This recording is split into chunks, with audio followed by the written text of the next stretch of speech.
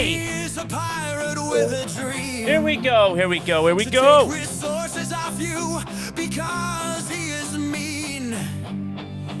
But he loves tacos, as you can tell, and he is awesome in eating them while he rings your pixel bell like tacos. Come on in, people, let's go! Hey, Shong! Omega Prime has made it in. Michelle, you're here. Martok, you've made it in. Welcome in, people, let's go! It might be tough.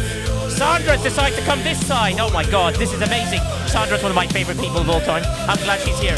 Panaman is here! Ghost Pepper is going to be coming on stage as well. This is going to be unbelievable when she does. Nay, never, how you doing?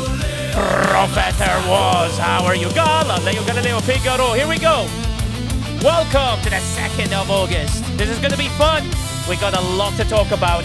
At least I've got Ghost Pepper and no one else has let me down. Ray Strand with 100 bits. Ray Strand, love you, buddy. Welcome in, people. Welcome in. Let's see how we kick off. Flossie. She's made it in there as well. Macca Red Lobster is in the house. Moose. Moose is here. RSDJ, how you doing, buddy? Galileo Figaro is here. Susie Q22. Lady Patu. Welcome in, everybody. Streakhausen. Loads of Streakhausens going on. Moosey, what's going on? Murphy, how you doing? Evening, my friend. How are you? MJ Hats made it on the stage as well. This is going to be interesting. Wow, well, it looks like we're kicking off. Sammy Stitch subscribed to Tier 2 for 5 months. And a 5-month streak. Absolutely amazing, Sammy. You're keeping us going. You're keeping us going. LOD's in the house. Come on in, people. Flood Twitch. I'm hoping we cross a certain amount. Let's see how it goes. Let's go. Greaty, how you doing, buddy? Come on in, people. John Deere has screamed in. Halo with a 15 stream streak. Alice in Romuland is here. Death on Arrival waves in. Come on in, people. Come on in. Oh, God. Flossie, I'll be shocked if that many come in. Let's go. Let's see how we get on, people. Come on in. Oh, God. What's happened now? If people DM me and it's not important, I'm going to go crazy. Oh, great. Let's go. Panda Man. Nicholas MG. He loves to win like Tacos come to. Hey, yo. Come on in, people. We have loads to discuss. I don't know if Quasar's going to come this side or stay that side. He told me he's coming this side. I might be on my own here. So we'll see how it goes. It's like watching NWO WCW versus WWE, isn't it? It's quite funny. WCW can go on an 83 win streak. Albatron is here. Jim P.I. Tomster is here. Oh, God, this is going to be horrendous. Well, we're WCW NWO, it seems. I don't know. Let's keep it going. I'll be back. How you doing, my friend? How are you? I want to know how you are. That's most important. Ziggy, how are you, my friend? Here we go. Let's do this. Come on in, people. And we're ready on the next level of the hype train. Thanks to Megan Rady with her prime subscription. Quasar has betrayed us all. I think he's gone the other side. Oh, God, this is not good. This is not good. This could be. Hey, Elio Elsie, how you doing? Smelly Beardy, how are you doing? Loves to win like no one can. Hey, everyone, like crazy, how you doing? He is the greatest when he hits his pixel can. He loves to fight to win. But Sniper defeated him. Yeah, we're taking a loss today. When no one can. I'm gonna need you guys, whoever's left here, to give me the energy to keep us going.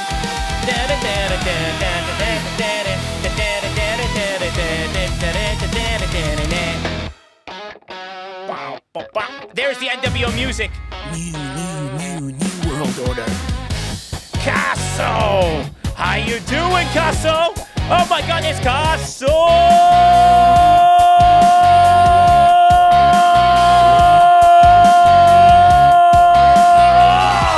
Did I do it right, Casso? He's one of my wonderful players in Q, my alliance. Did I do enough? Oh, with that, Casso. Oh, yeah, sorry. Oh. Karasata's here. AE11, AE11, and Virtual Army's in the house. Oh, what a battle that is. The ad break is beginning. Here we go.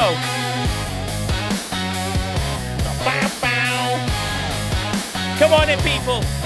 Everyone, tell your friends, tell your uncles, tell your sisters. And Nemesis, how you doing? Jeff Gaines is here. Everyone, tell everybody to come here. Can we drag the numbers across? Alison Rumyon's up 32. That's amazing. Hey, Casso, I did a longer O than yours.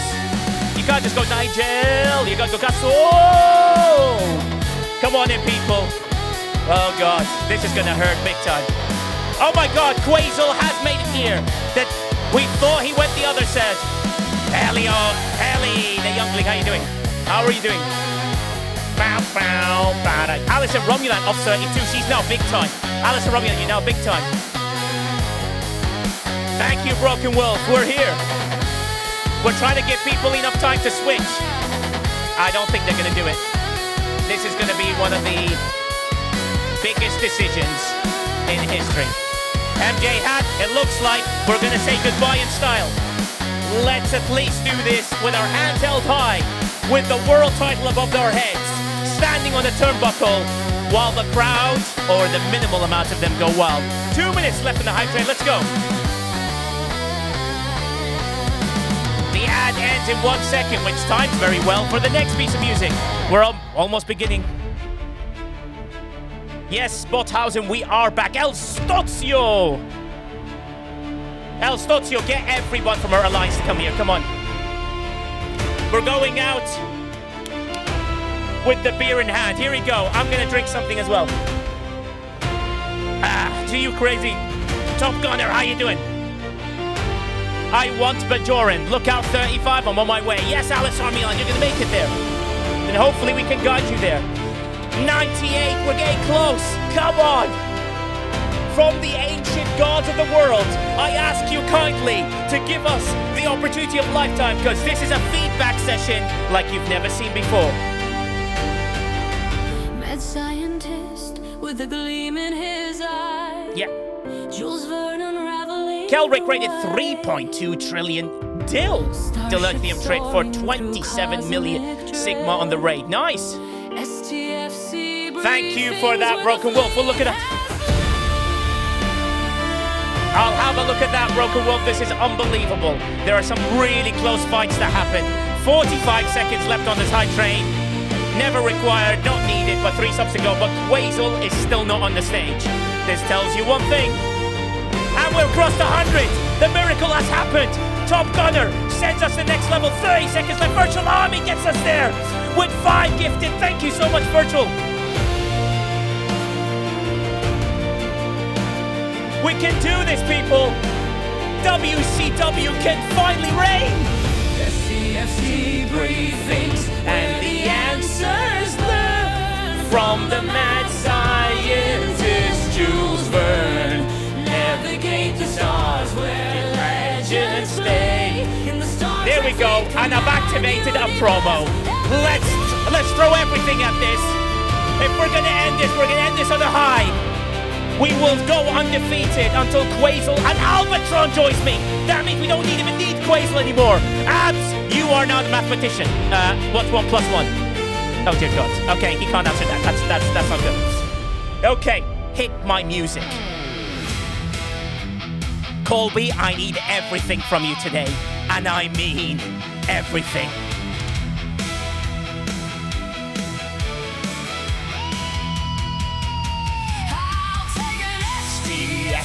Ride highway to the sky. Let's ring. It's hard to find. Quasel's made it. Oh my God. He's put the WCW colors on. Keep on rolling. We've got a chance. Quasel's made it here. It's like Lionel Messi, a sign for WCW.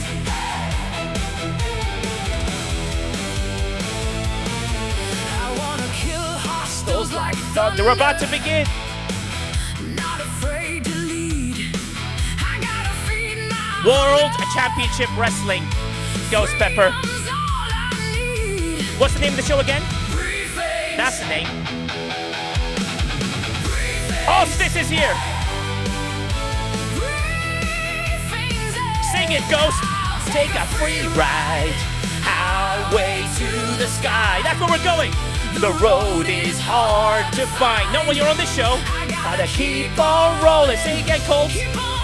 One more time. Keep on rolling. Dance with me, people. Hands up in the air. We're about to rock and roll on Sunday. Welcome, everyone, to Briefings, the unofficial podcast to Star Trek Fleet Command the game. Unofficial or not, we'll be bringing you the news, the Alliance tournaments, the Incursions, and much more. Smell it, breathe it. Briefings is here. I gotta walk away seeking to the promised land. Come on, MJ Hat. On a free road mission with a stake. That's a great plan, Ultra Venica. Hey, Ultra, what's the name of the show again? Briefings. I thought you needed reminding. I'll take a free ride. Highway to the sky. Sing it. The road is hard to find. I gotta Keep on rolling. Keep on rolling. Only time it says Star Trek Fleet Command, but it's sound technology for future consumables. We're about to begin. 1 minute left on the hype train. Keep on rolling. Keep on rolling. We'll kick off with the Colby trailer, and then we'll begin the show. 1 minute left on the hype train. Don't let me down. There's a discount on 2 subs or 800 bits. Irish Jackson with 25. Jesus Christ! Thank you so much, Colby. Hi, friends. Oh, Look at me risking my life eating fruit in America right now. How are you? You can't answer that. yeah. Here's my message. Well, your message is Irish Jack is awesome. Willy Wonka style. No, Irish Jack. What I wanted to say is I started doing this fun thing, streaming on Twitch. Words I never thought I'd say. Me and Nigelrovers hanging out over on his Twitch platform? Is that what you call it? And we laugh and I sing and then we have a little convo before the game starts and then I ask him every single time, what is this game and how does it work? I ask you to ask it's really Quazel. fun. It's Why called... are you asking me? What's it called? Briefings. Briefings Doesn't even know the name. on Twitch. The link is Nigelrovers on Yes, Twitch. that's it. But people Come hang are out. He watching goes it now. live every Thursday, every Sunday, 3 p.m. Eastern Standard Time, 8 p.m. 3, 4, 5, 6, 7, 8. UK time. Let's go, Colby. Come hang out. It's so fun. It's so silly. Oh, yes. And subscribe. See you there. Let's go. Irish Jack, this is devastating.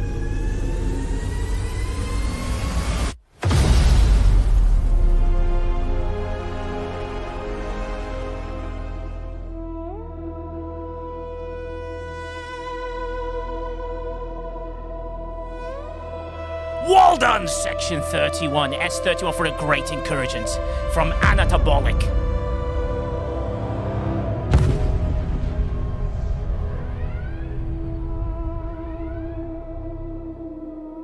Love you, Irish Jack, honestly. Here we go. CDBTU has decided to join WCW. Oh my god. Will the divisions continue? We're going to 106. Come on, WCW.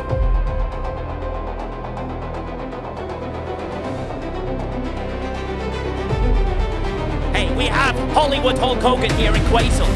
WCW have signed the Hulkster. Let's go, people.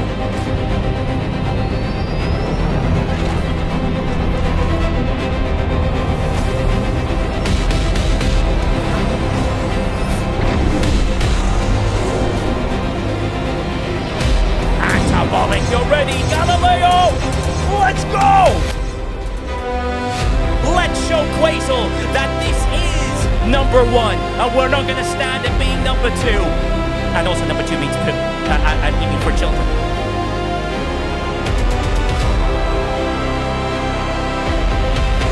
Here we go. I'm gonna give you everything I've got. I'm so glad the podcast is live. Warp speed ahead. Simon says good timing because the show begins. begins now. Ladies and gentlemen, welcome to Briefings. We're the unofficial podcast of Star Trek Fleet Command, the game, but we will officially give you information that's unofficial, that may be official, that no one knows if it's official, but at least I'll come up with it and we'll figure out what it's going to be happening. That's absolutely amazing. Thank you so much for the people that have chosen to come this way. It means a lot to me. There's 4 subs left to finish the level 7 hype train, which is incredible. There's a 35% off discount if you wish to come in. That's amazing. If you can, it's not warranted. Dartry Gaming, welcome in. But Simon says has timed it well. I've waited for Simon and he made us there. There's a minute and 20 seconds left, but there is so much to talk about as well. The Broken Wolf is the mod for everybody. He's absolutely amazing, but we're going to get there. Ghost Pepper gets there. Ghost Pepper will be playing with Juicy Tau, by the way, a fun game soon. So make sure you do follow Ghost Pepper and El Mactaco because they'll be playing a game. I need a gifted sub. I spent all my monies on STFC. Yeah, someone will do it for you. Virtual Army with 5 gifted and sends us into a frenzy. Thank you so much, Virtual Army, for that unbelievable kindness. Thank you so much. Sends us there and keeps us going. Now, we've got a lot to talk about because for me, Quasar, I'm going to start with this, right? Because I just need to talk about it. Wow, Skeletor with 5 gifted as well. My God, there's people sending stuff all over the place. It seems like Firebot's thing is not kicking off as well as it used to. Let's see how it goes. Thanks, Virtual Army. Great shout out. Simon says with 5 gifted as well. Quasar, this Alliance tournament. Oh my God, another 5 gifted. And Ostis gifted 1 tier sub to Antabolic. Oh, Ostis, I do like you. You make me laugh. I really do. That's the funniest thing I've ever seen. With level 8 complete on the hype train. That's quite miraculous, isn't it? But we have on the stage, we do have the king of mathematicians himself, Quasar. He's the king until Jules is here, and then he becomes the queen. Wait, is that a good thing or a bad thing? Oh, I don't know.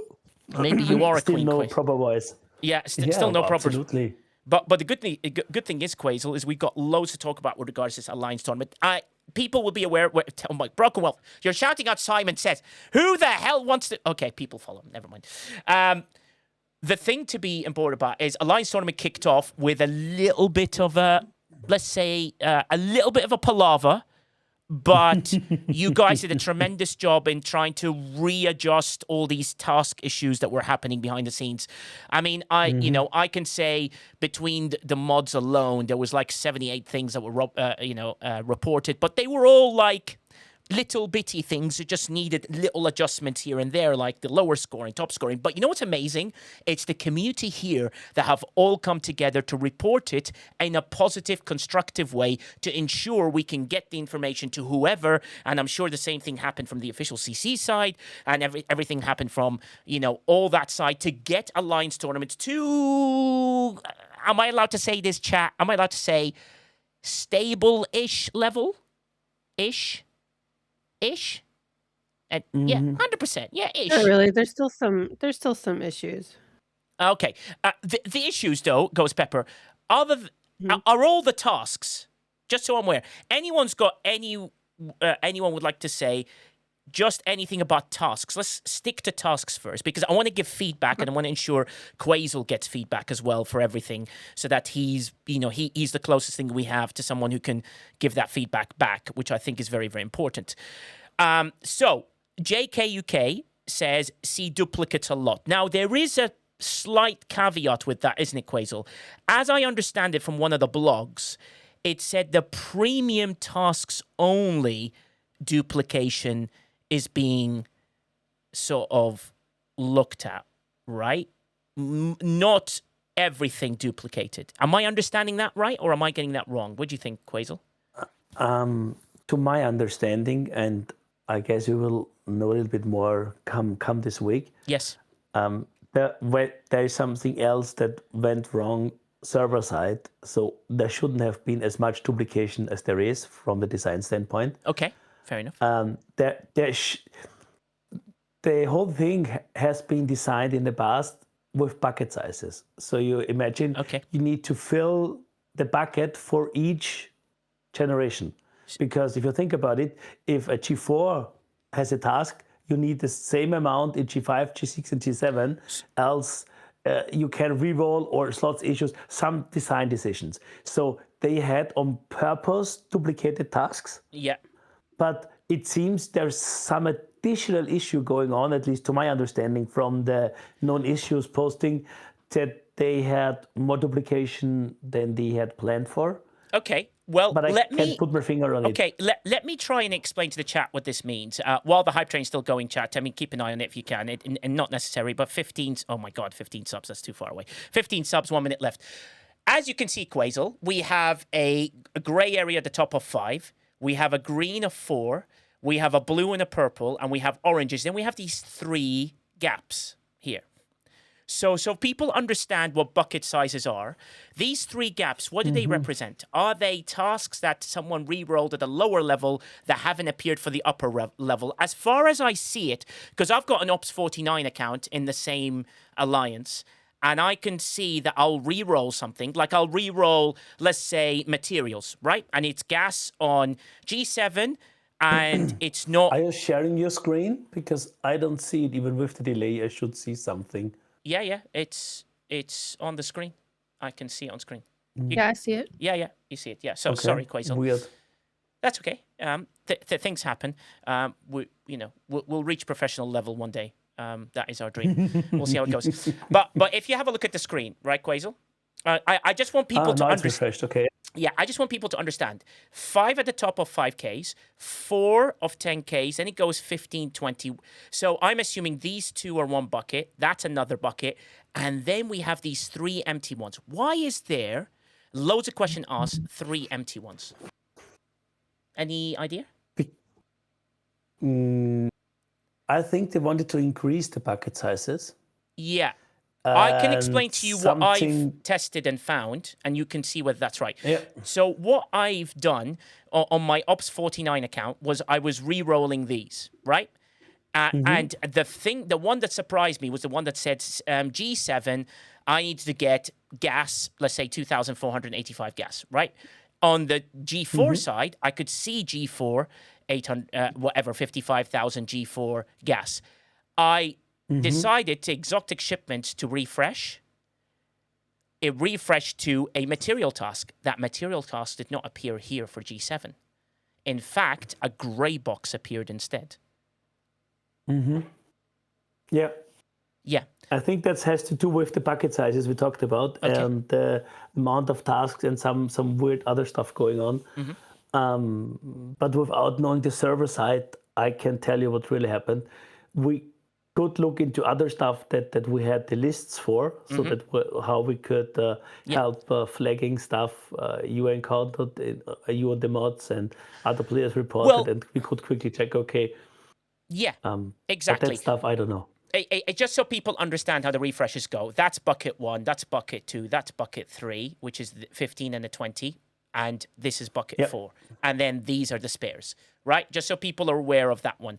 And that's important for people to aware of. Just so you understand it, because once you understand it, you know what to refresh. For example, what I find bizarre, Quasel, is the 15 and the 20Ks in this bucket both have legendary credits, right? Those are the things that have legendary credits. One is a grindable one-ish.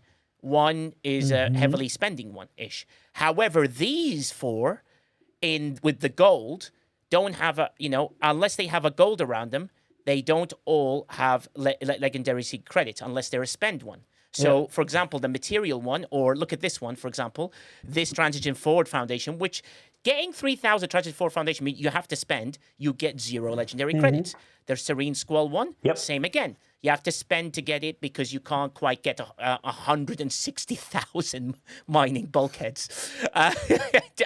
So you spend all that money and you get no legendary credits. So people are aware. But what's the difference between these and these? Is there's supposed to be a golden border. You can barely see it, right? Look at this. Yeah. It's a light. It's bad design. Yeah, the advice is, feedback is, can we have a prominent border around it? You see how this one's got a gold border? Maybe choose a green one. You know what my feedback is? Sure. There shouldn't be a distinction between those two. If you pay $100, you should get the same rewards, no matter how damn old the content is. Agreed. Yes. Agreed. So you should get this many. There is no discussion about stuff.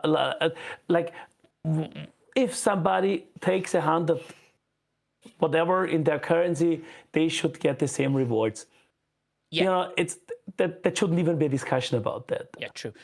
Let me answer one key thing. Floyd Divino says, I currently have only 2 empty slots. So those 2 empty slots, Floyd, means that someone in G3, lower than you, has got a task out that is available on the deck that you can't access. So so it can go 1, 2, or 3. It can be 0, which means all tasks are available for everyone, which is very unlikely that it happens, but it can happen. Or you have, I'm a G7, I can't see this. Now, if I'm looking at my Ops 49 account, there is another one that's above 51 before Ghost Pepper says anything, is that I can see that I have 1 only free. Do you understand? So that means there's a G3 player that's got something in there that I can't access as a G4 player or a G5 player, right? So that's the reason. So that is really important for people to see. How about no border, make all 20k pay the same? General Oak is exactly the feedback that Quasel just said. I absolutely 100% agree. If you spend $100, you should get this. No, not this. That's terrible. You should get this. For every $100 pack, you should get all this. I don't see whether it's Transition Forward, whether it is Serene Squall bulk thing, whatever it is, it still costs you $100, right? So you're not getting it. I don't care how you hoard it. You can't collect 160k mining bulkheads. That's almost impossible. That's it. Nice and simple. Then there's no distinction. Now these ones is where I'm a bit confused, Quasel, because you get slightly less. It's still $100 spend over 52 days of your life. And then the Borg Sphere one also has one at a sort of grindable ability. Then this one, oddly, in the 10k one, has the 220. And this is where I think there's a bit of a mix-up going on of what they think you should get things for and not. And what that means is no one can plan their spend. Like for me, I went for scoring, right? I want to help my alliance, so I went for scoring. There's only twice where I chose tasks like these, where I know I could pull them. For example, today, you got your class honors SMS, right? So today is class honors task day.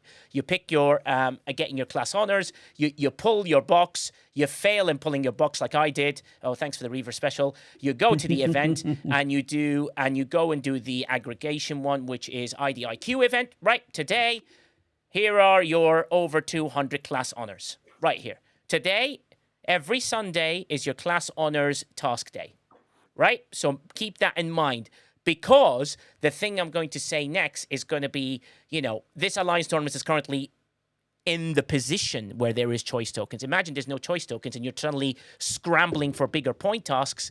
This is quite critical. So learning these events is critical to helping us continue and to do what we can.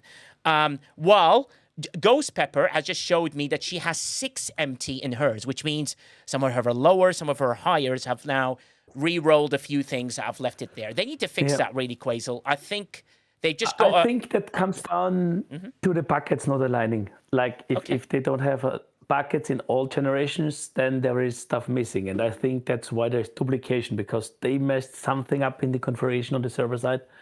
And I guess the problem is once it runs, they can touch it. Like they can change scoring. We have seen that, like lots of scoring issues corrected. They can change amounts, but they can't kind of change the basic configuration, like because the tasks are in there. But they can change the configuration of a task. Great. So, but also you guys are obviously, getting closer and closer in alignment with the team, which is fantastic news, because it means that more feedback can be, let's say, sped up a touch and gotten to the people quicker.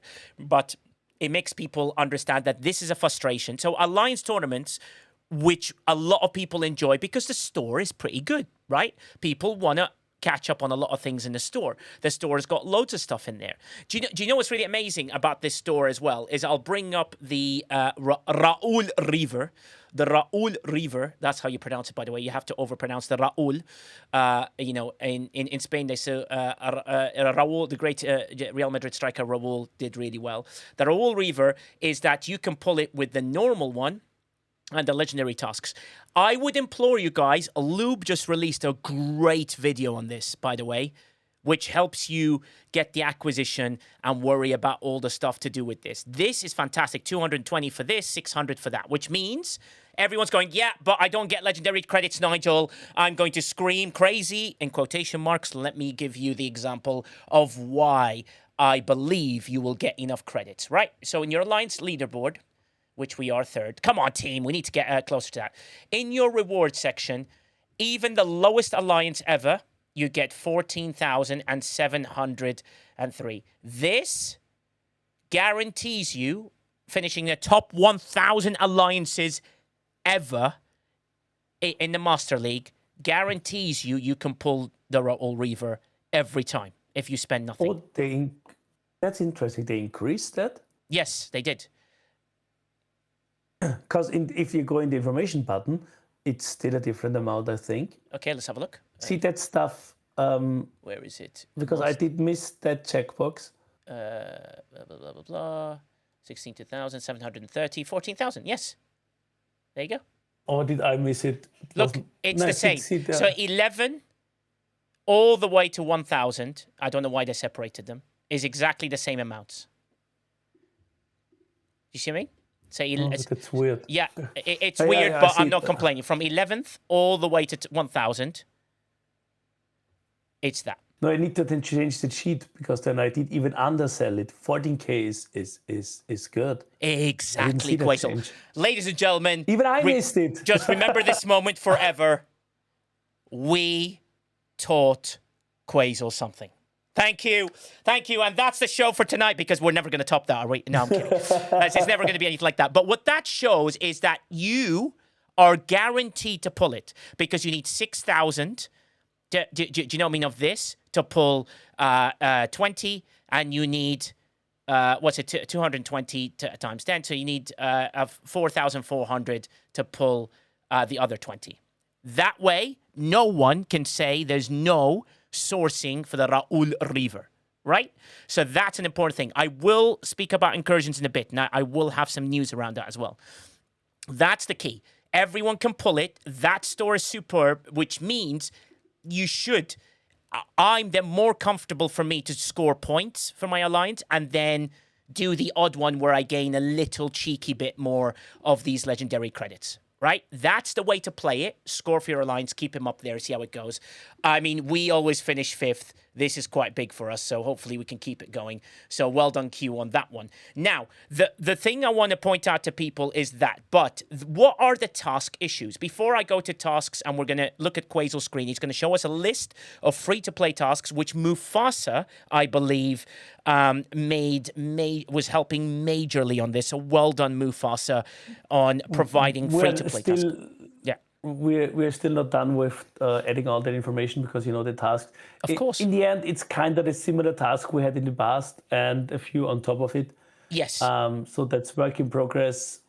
We can talk about a few of them. But we can talk about it when we share the screen, then I can explain what we're doing. But Quazel, I just want to give Mufasa an advanced well done for helping out in this one. He's done a tremendous job, and he is finding every way to do free-to-play. That sheet obviously will be available in the Officer Toolsheet Discord, obviously available in sdfc.phd, which we can link up. But also, that sheet will be available on my Discord. So whichever where you were to go, that'd be amazing. Join all three. That makes life a lot easier for us.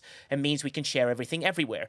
And then crazy is like the Scopely say why they chopped out the legendary credits from the 15K task. They didn't chop them out. Crazy. They're still there, as you can see with the Borg Sphere 1, if it works. Of course it doesn't now. Oh, yeah. Borg Sphere 1. Yeah, it's in there. 1 reroll, 550. Right, still in there. There you go.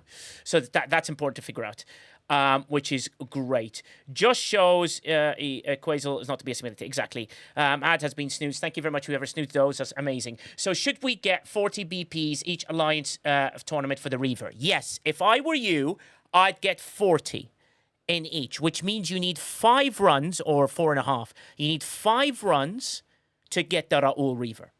I will tell you how you may potentially get it quicker. So just bear yourself. And the reason I'm telling you all this information, just be ready, which I think is important to figure out. But that's the tasks there.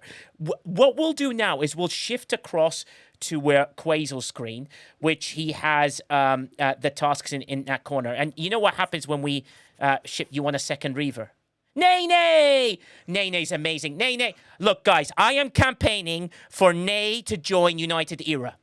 She has to make a decision between two people. Nay, we want you United Era. Please come and join us. We love you. Nay's absolutely amazing. Can we give a shout out to Nay, please? To Nay. She's absolutely awesome in every way possible. Tell her how much we love her. We want to show that we'll do that. Yeah, pressure's on. I'm putting pressure on. It's me. But in the meantime, Nay, look at the screen because something's funny is about to happen. We're about to go to Quazel. And something really weird about his stuff.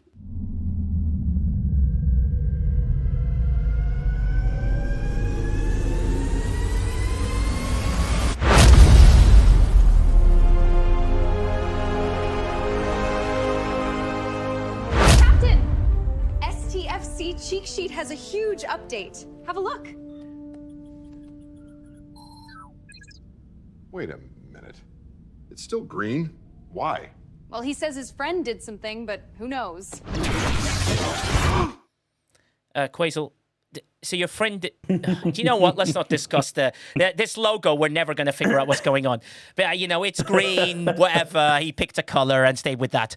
But, Quazel, what do we have here on our screen? We have the task list. Nay, this is not boring stuff. Hold on with me, Nay. Hold on. Focus here. We want you here, Nay. These are task lists of things that we potentially can do for free, as well as the tasks of things that are doable, which are the nice colors, which is awesome. I don't know what I'm looking at. Nay, just smile. Smile for me, Nay. Just tell me it's cool. It's fine. It's fine. We're looking at maths. We're doing maths, Nay. But guys, we need to help Nay because the one thing I'll tell you about Nay, amazing. She's an advocate for Tourette's. She's a wonderful human being and she lives through it in real life. Let's all follow her now. Please follow her. I want to get her to go full-time as a streamer. She struggles to get work because of what the condition she has. We want to support people. This is important for me.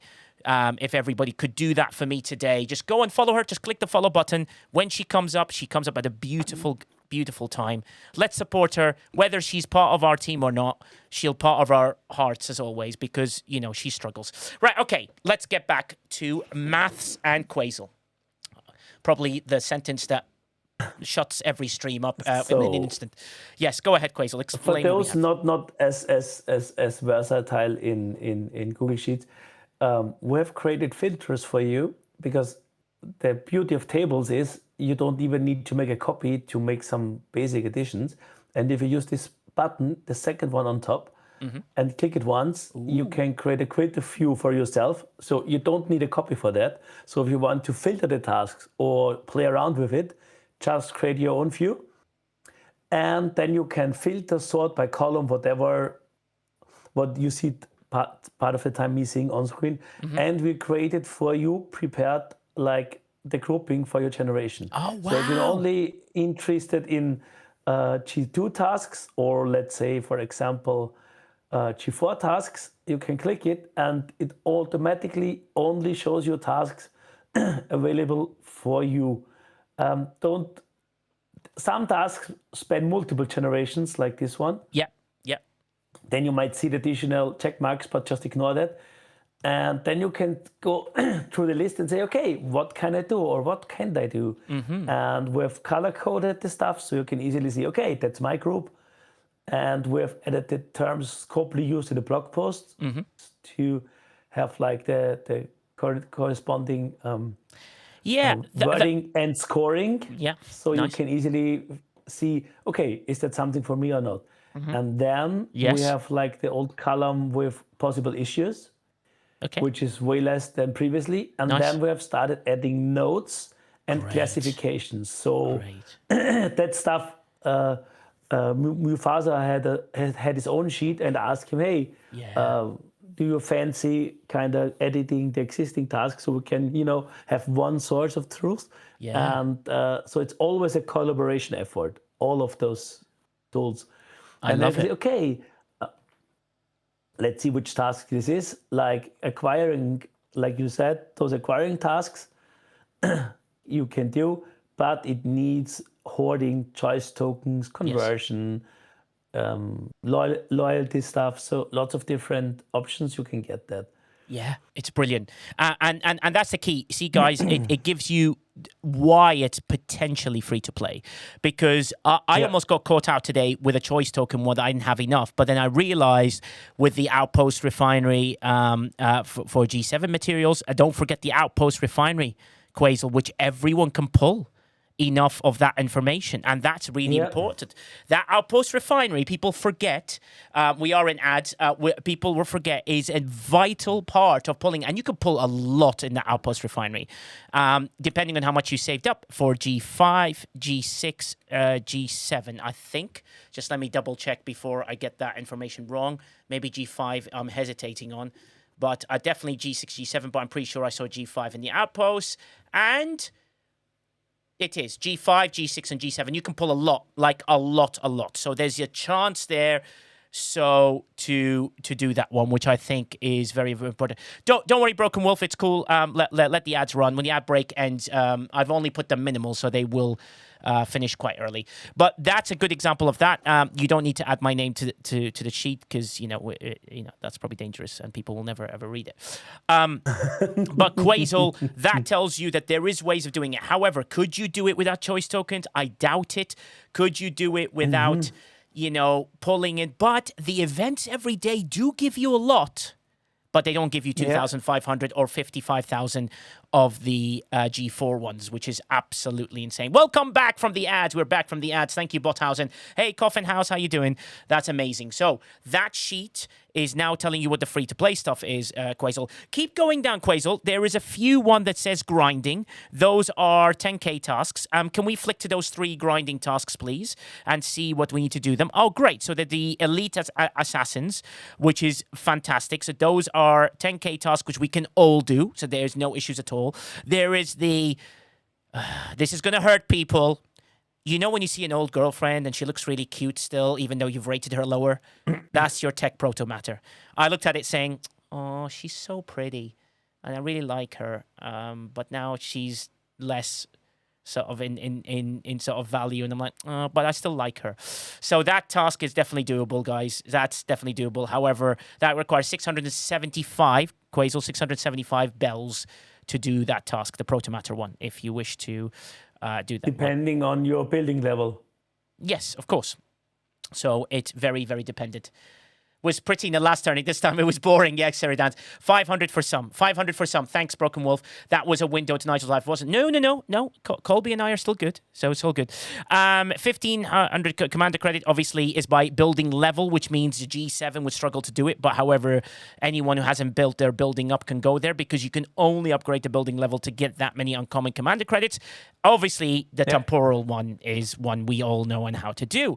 But and then the 500, I missed that task, the 500 Epic and the 500 Dominion, which barely appears, but it's something that's there for G3, G4, and G5, if I remember correctly. Quasel doesn't go to G6, as far as I'm aware. And then there's a Protomatter and so on and so forth. Yeah, which is amazing. G4 and 5, yeah. Yeah, G4 and 5. Thanks, Shiz. G3 can't do that. Yeah, no problem at all. And then we get now to the Gorn hostiles, which are kind of cool. The Mirror Universe hostiles, which are easy. Loads of grinding ones, loads of easy ones there as well. This sheet is updated to show all these things and what you guys can do. So what's really funny, because you see those lower tasks where everyone goes, this is like what's happening, I'm a G7 player and I can't do this. And remember, I go back to my old school piece of information, why your alliance needs to be level 61, because let me show you, because on the screen, I will show you in my world how it works. Right, Q, we're third, right? Member scores, look at the top members, other than me being awesome at scoring a ridiculous amount. G3, look at this. Look at this player's level. He's even lower than Ghost Pepper, which tells you something, right? And he's been playing since the beginning. But he's scoring 1,400. Dell scored 1,400 again, and non G7. I have a perfect score. Don't knock me. Well, you should have a perfect score because you're there. which is amazing. Sumo and G7, but then we got loads of G6s. This guy is unbelievable. 100k points at Ops 35. Alison Romuland, this guy's an Ops 35. Just to show you the impact he's made in my alliance is phenomenal. He's still got one more task to go for today. That is what alliance, community, collaboration, teamwork, and evolution in how you play the game becomes. That, to me, is exactly how people should be aiming, which is why you need these low players. Frankie's been a G6, G5, do you know what I mean? G4s, G4s, G4s, G4s, G4s. Everyone's scoring really high points. And it shows you that these are vital, which means don't give up, people. When you're in the lower levels, you now have to carry the big boys. We're heavy, we're top heavy, and we need all of you to bridge us up and bring us there. And that is important. Maflat, where are you, Maflat? I'm not going to see you. Yeah, Maflat's still got 2 more to go. Maflat's here, one of my favorite people, one of my favorite Commodores. It's all right. He's got 2 more to go, people. So no one diss him. He's still working on finding 2 more tasks to do to get himself up there. And I'm sure Maflat will get himself within this world-ish. Or maybe here. I mean, the fact is, with the new layout, everybody can do a 5K task. I mean, that's like, those are doable for anybody, I'd say. And you can find one that works for you. Yes. So I guess there is no excuse of not at least scoring 5K points per task. Yeah, exactly. One of the things I'm going to show you guys is how I got to that score there, right? The reason I got to that score was I decided to score rather than worry about getting credits. So I did my choice tokens for my 3 types of materials in G7, what I'm aiming for. That's how I got those. And today was the first day I decided to go for what is today. It's honors, Academy Honors Day. So you go and get the SMS, you pull that one, which is 15k, gives me a little bit of legendary credits.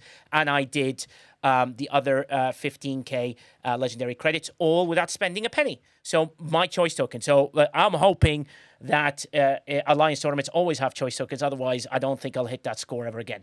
But that shows you that those people are really valuable in that world.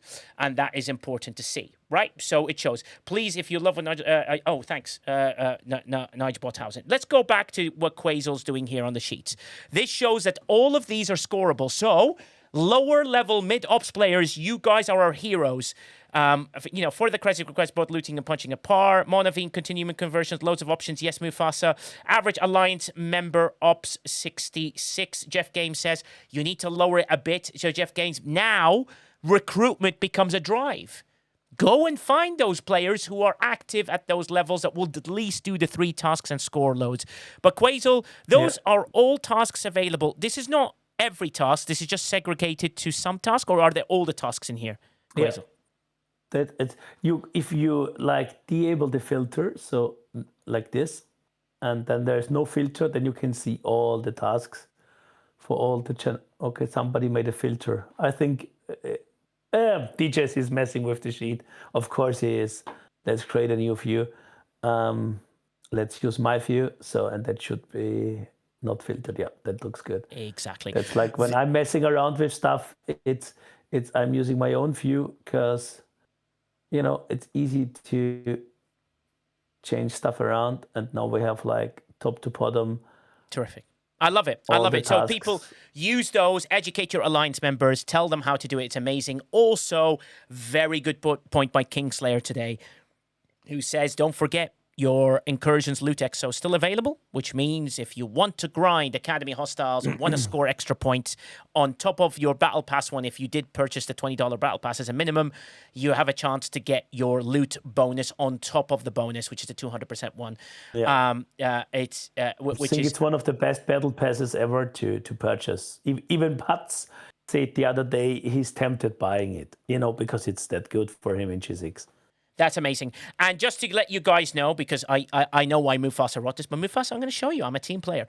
Mufasa tomorrow will be doing a tutorial on how to use the sheet. So please do follow him on his channel if you want to have a look at those sheets. It's very important to learn to do those things. Mufasa's absolutely sensational, and he goes always at a very good time, nice and early. Chuck him on. He'll show you some good stuff. And then sometimes he might play marbles, but we don't know.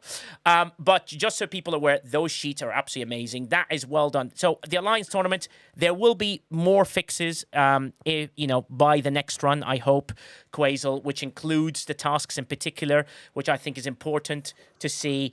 And also, just so people are aware, any further feedback. So if you've seen any task, please let us know now. Any task that has a scoring issue, maybe you're not, you have to score a little bit closer, you can't score lower and above, all that sort of stuff is really important to sort of hand across to us as soon as possible. Quasel's available here. You can put it on my Discord in the Alliance tournament channel and tag Quasel to it as well, or you can do the data collection channel in the Officer Toolset Discord. Is also a very good place to do that, so come and join it as best you can, right? And to give people an idea, that list has now 435 tasks. Wow. The full list is 605 tasks. Wow. So that's wow.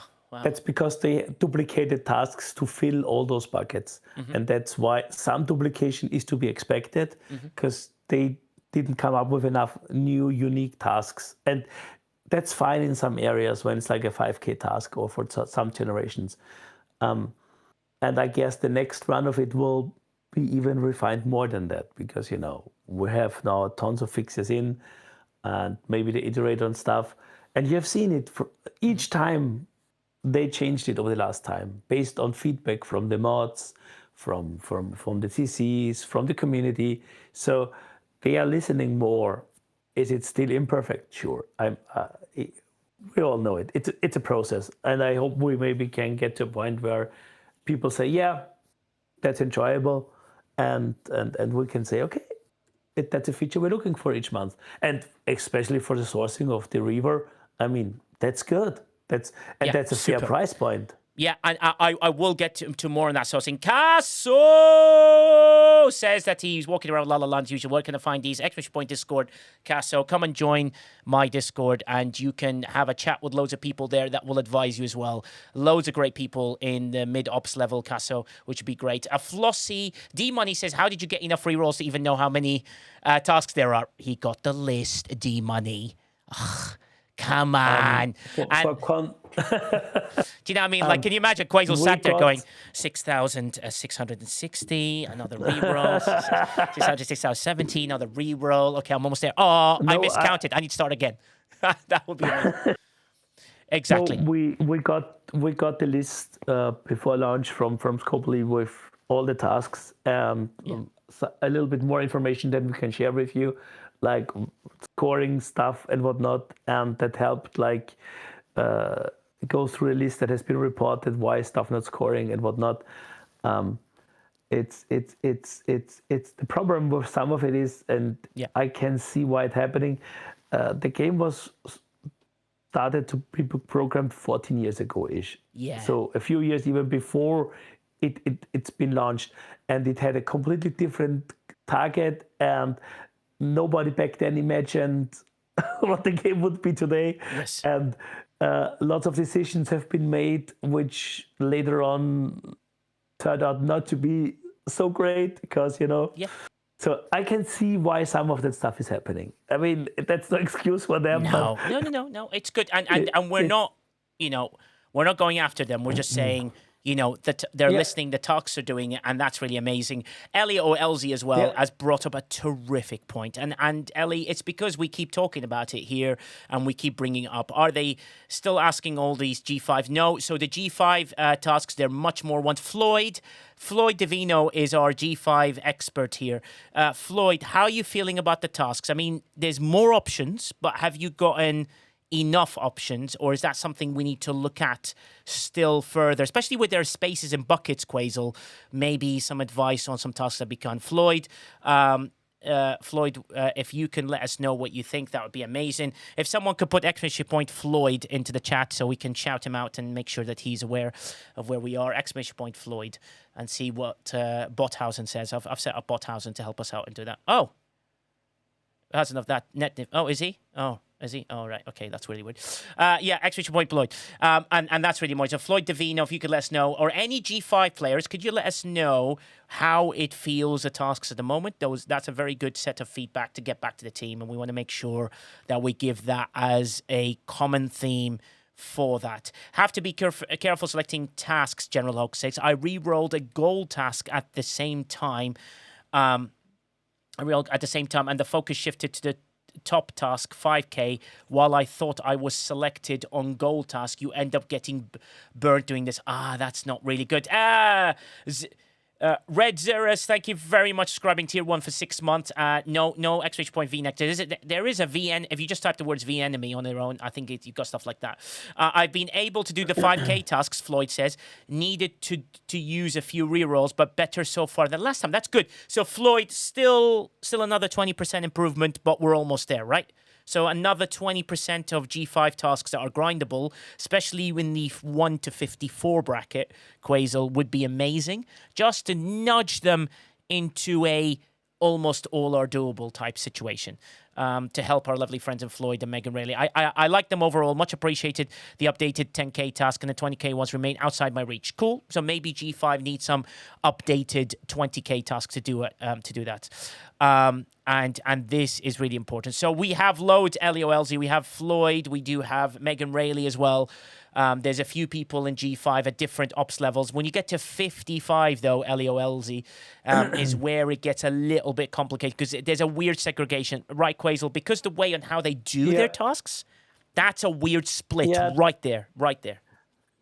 They have currently, not for this tournament, I don't know if it will be possible for the next one, they can only target generations. So they can't do sub-targets and with decisions in between that a whole set of loops starts at 55, you're kind of in a tough spot. Do you give G5 no task that can't be done below it? Or is that just a task a player can't do and needs to re-roll? Yeah. Well, I would say give them a touch more. So another 5 tasks that can be done at 51 out of 50 that are grindable, maybe a 20k one that's doable or something, or a 15k one that's doable, and then you're almost there with it. And then people will then be encouraged to go up a little bit, but not be disheartened at being 51 and miles away from 55. Do you see what I mean? Just to give them another 5 would be lovely in there. Another 5 would be lovely in there. Going across to there, as we're going from the G4 level, Ghost Pepper, the Alliance tournament for you, how have they been? What are your thoughts and even some gripes towards what it is? Ghost Pepper. Oh, she doesn't know how to unmute. Ghost Pepper has decided at this moment in time to make a sandwich, which is a very weird time to make a sandwich. And Ghost Pepper's putting cheese. If she's hungry, I can't blame her if she's hungry. Yeah, Ghost Pepper just ruined it all. Abs, a Boldron. His name is not Ron, by the way. I don't understand why his name is that. No one knows. But a Boldron, you've got a G3 account or a G4 account. How has it gone for you? Let's see if a Boldron's listening. Still G3. Oh, Just yes. G3. Yes. Probably G4 this week, though I've been taking some lessons from Ghost Pepper on how to level up. Wait. You're taking lessons from who?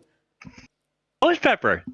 But she does it the right way, Oh, for God's sake, don't even say that. Right, okay. Guys, we will be editing out that section where he says he takes advice from Ghost Pepper. The video will just have silence for ages. What's going on? Amazing. But how is it? It'll go to her head, she says. Yeah, it's absolutely right. Props goes to Ghost Pepper. No, we're not giving her props now. So, Aboldron, how are the tasks for you, though, at G3? I'm enjoying the G3 tasks. Ooh. I actually like them more than my G7 tasks.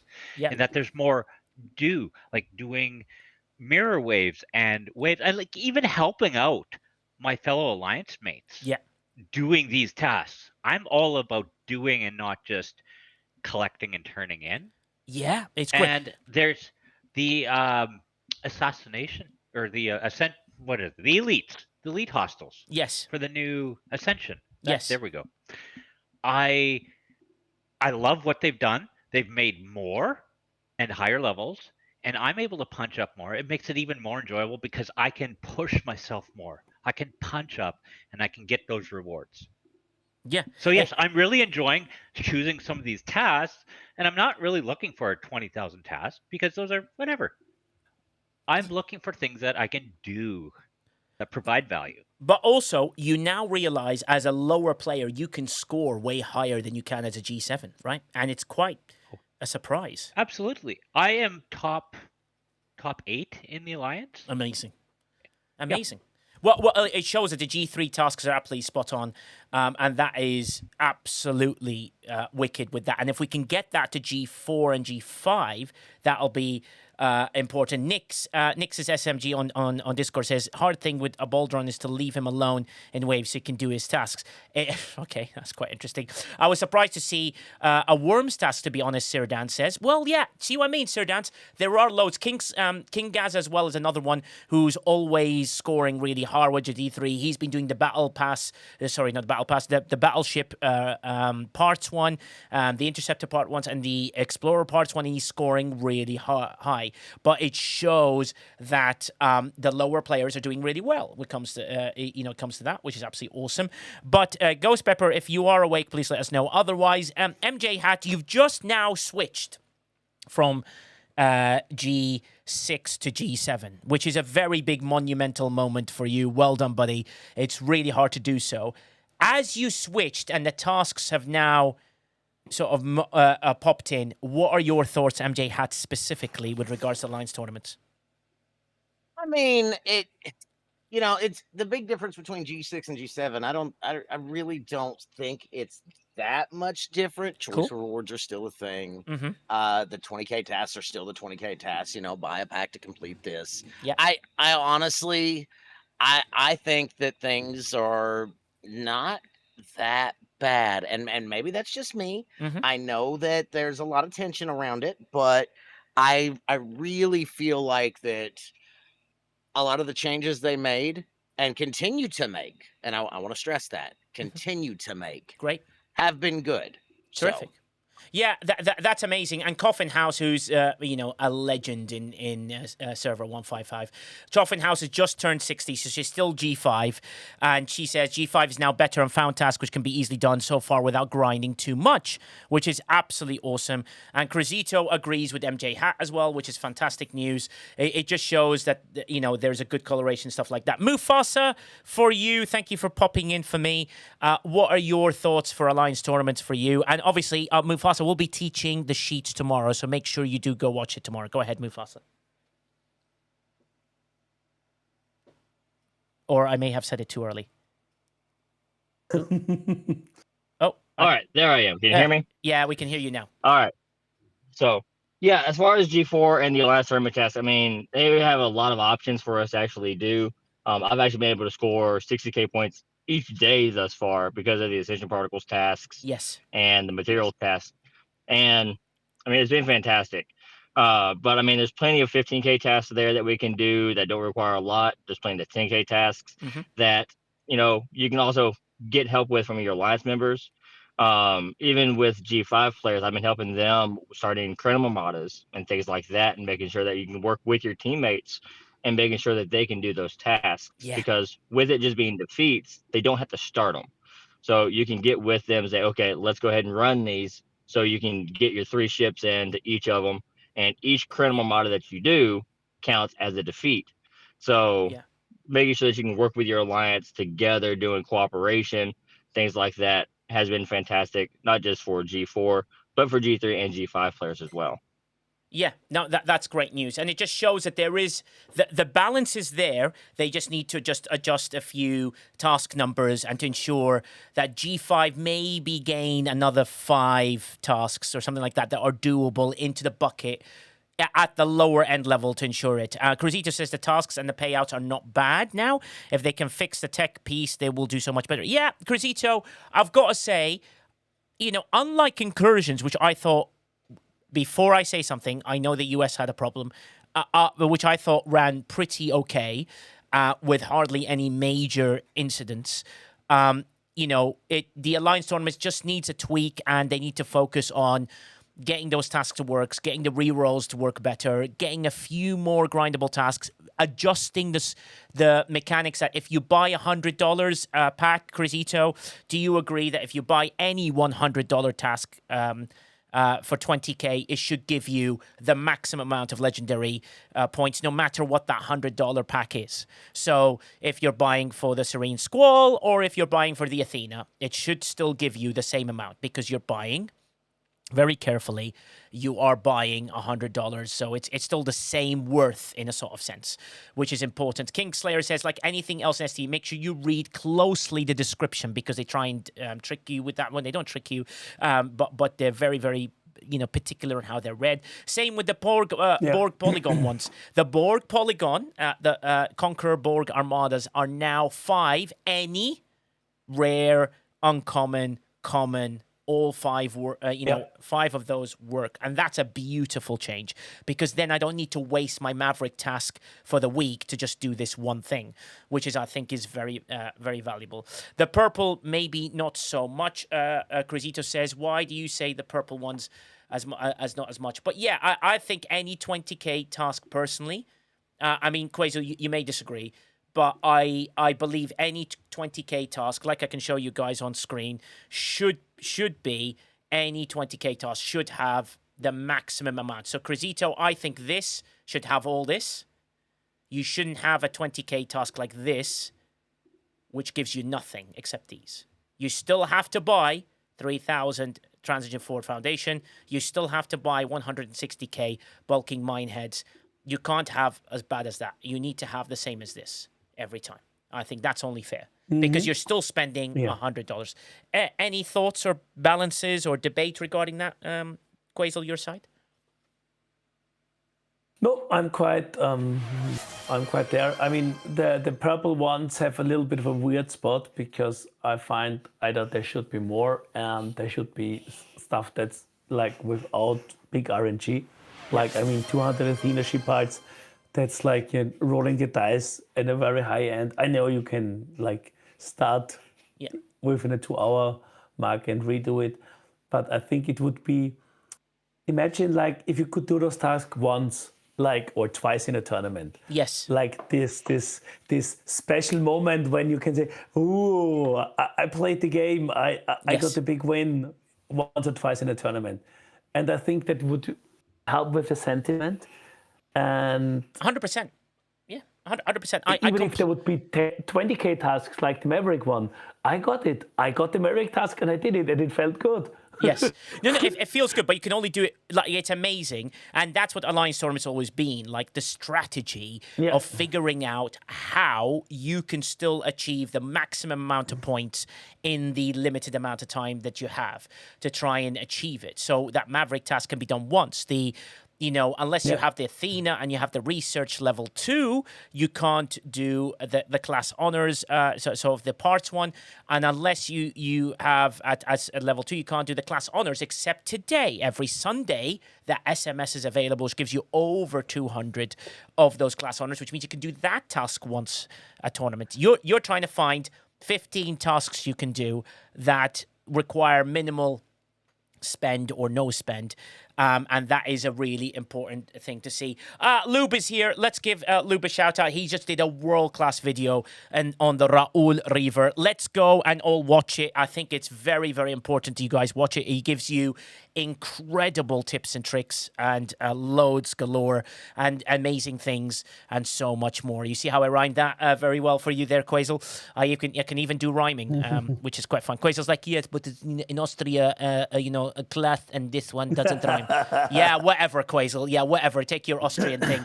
And it is what it is. But Ellie Elsie said something quite important and quite amazing. She says, as a new 61 free-to-play, no sphere yet, about halfway unlocked. So she's fearless. Oh, see what I did there? She's fearless. That'll be a brand new T-shirt, definitely available on Quazel's platform. I'm struggling to find any 15 or 20k tasks, but might just be a thing or RNG issue if the other lower G6 say it's better. So LEOLZ, that today you can do the class honors one because you've got an SMS, which has definitely the right amount of things. So, the class honors one, LEOLZ, let me show you my game really quickly. There is an event today, which is an IDIQ event, right? Which is this, and it gives you over 200, right? So you can do that one, which gives you 200 class honors. You can do that task for 15k, and that's a really good one to sort of do. So that's something to keep important on. Candid Onion says, I think there should be a permanent 15k multiphasic task selection. If you want to spend $100, just let people easily select. That's not a bad suggestion. I don't know if they can do that, though, Quazel, but can they just leave one task that permanently is there to hold? But then it's really refresh. It's really annoying if someone wastes a reroll on it, which is even more frustrating, right? So can you... Yeah, it's kind of... and it gets tricky. I mean, somebody today said, let's make all the 20k tasks 70k multiphasics. But then people in iOS store don't have that option because they don't get the 16k. So it's sometimes not as easy as it seems. Yeah, true. But yeah, I mean, if you had a separate slot, I want to pay 100 and just let me pay it, why not? I'm all for it. Yeah, exactly. Like 100, and I just want to do it. Skeletor says a Lube's video reminded him to turn off his old resource claim, which is very important. So when you have the RA'Ul Reaver, it becomes a really important thing to be wary of because the refinery is superb. That video is sensational. It gives you all the details you need with regards to that ship, how to source it, which would be amazing. So as we sort of move on a little bit to where the sourcing is, we showed you in the Alliance tournament that you can get 40 pulls of that, and we showed you that even as finishing the lowest in Master League, you still have way than enough credits to do 40 pulls every single time. So there's no excuse at all that you can't do that pull. So you can get 40 every time, and that's a great sourcing.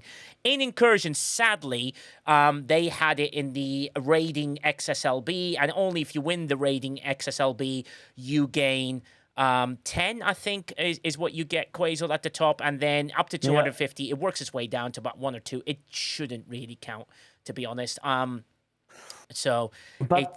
are conversations to bring at least a few into the Incursion store. Great, amazing. I don't know if it's going to happen, but at least the conversation is happening. Yes, the conversation is happening. And also, bear in mind, what month are we on, right? We're on a, raiding, shippy type month, right? I wouldn't be shocked if, another Incursions is not far away, just so because, well, you've got raiding ship and you don't want people to just sit there with it and upgrade it. They want to raid and they want to do stuff. So I wouldn't be surprised if another Incursions, and who knows, right? How many times have they run Alliance tournaments? It seemed a bit early this time, so who knows whether it'll go again. Moose is like, give me a bi-weekly Incursions. He'll be happy. I don't know, maybe, but it makes sense to the arc to have more than one at the end, because you always get one right at the end before the next arc anyway. So you'll get one in three weeks or less, or whatever the next arc is, whenever that is. Yeah. Anyway, so maybe, who knows? The only hope is, oh man, it'd be so cool if they ran another. Sorry, Chronox, it's messing up my system because he built it around once a month.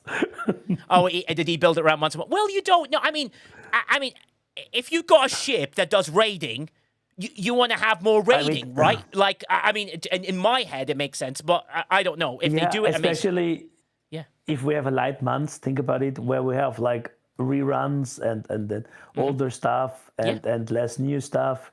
I mean, of course, they might use the chance to run stuff they have built and need to test or whatever. So I wouldn't be surprised either. Yeah, exactly. You don't need incursions to raid. I agree, JK, but it's nice to raid another server and so on and so forth. Look, it might come, it might not. Who knows? No one's aware of that one. But also, let's hope another Alliance tournament happens soon. But saying that, I want to make. I'd love Alliance tournaments to still have choice tokens. Well, I think I've run out anyway, so. Whenever they bring another one, that's another 40. So you need 5, as per Lube's video, you need 4.5 to 5 Alliance tournaments to be able to pull RA'Ul Reaver, unless Incursions gives you another 10, 20 or whatever blueprints on top. That would then be the balance that you'd get there. So you can probably do it if you time everything right and do it properly. But even finishing as low as 1,000th, you still get enough credits to pull both. Which I think is very important. And remember, they were going to run Incursions last weekend. They ran it this weekend. So who knows? Do you know what I mean? It might get closer. Alliances should never be run with Incursions. Absolutely agree. I think that was not fun this weekend, doing both of those at the same time. Yeah, I don't know. Is it really an issue? Well, I mean, if there's hardly anyone there, there's hardly anyone there anyway, so you might as well throw everything there. So yeah, sure. I guess we all know it wasn't planned like that because they delayed the ship, and so hence they delayed Incursions for reasons. I mean, come on, raiding ship Incursions. And is it really a big issue having Incursions and tournaments at the same time? Is that so much? Are people that much distracted and killed doing their tasks? No, it's not the task. I'm just asking. Yeah, I don't know if it's the task. I thought Incursions, I will give them a credit. I know some people in the US struggled with a few crossover issues. Has ran pretty well. So well done. Yeah. Well, I mean, genuinely well done. The rating was good. The most of the places had the right red symbol on them. I thought the crossover was fine when I did it. I've did it multiple times. I thought everything about Incursions was surprisingly smooth. And I thought that they were, I think they did a very good job of Incursion. The rating mechanic works well. The rating state, which a lot of people can get through the pop-up, seems to be okay. AG's 3R says, now that Incursions, first-time chatter, now that Incursions are just 12 hours, it isn't a big bother to have Incursions with Alliance tournaments. So there you go. There's some people do that. Little Tim says, Forever Battle was the only part that we saw that was annoying. Yeah, but Little Tim, there, let's give them 90%. Can I give them 90%? 85, 90%. 85, 90% working.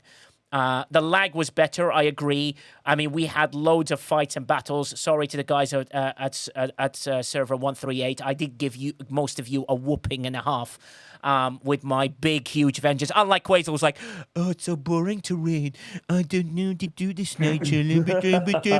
How do you even crew the PvP people? What you do, Quasar, is you grow some marbles down there and you go and attack and be more with an opportunity of creating havoc, and less like, someone like Shockwave Prime, who, ladies and gentlemen, is here on the stage, and I can't believe he's made it here. Shockwave, we were just in between the Alliance tournaments into Incursions. Anything you'd like to say about Alliance tournaments, just so we don't bring this a speech back? But we mentioned about the tasks being adjusted, which they are. We showed a sheet which showed the free-to-play ability of some of them. We did say the 20k tasks, all of them that require $100 spent, should have maximum legendary stuff. And Crisito says that they should run Incursions every other week, which is nuts, but fair enough. Siridan says, my best point of view is raiding with my Ops 49 and having G6 and G7s unable to touch me. Another advantage of being as low as Ghost Pepper. Oh my God, is that the sentence I've had to use these days? You're as low as Ghost Pepper. Yep.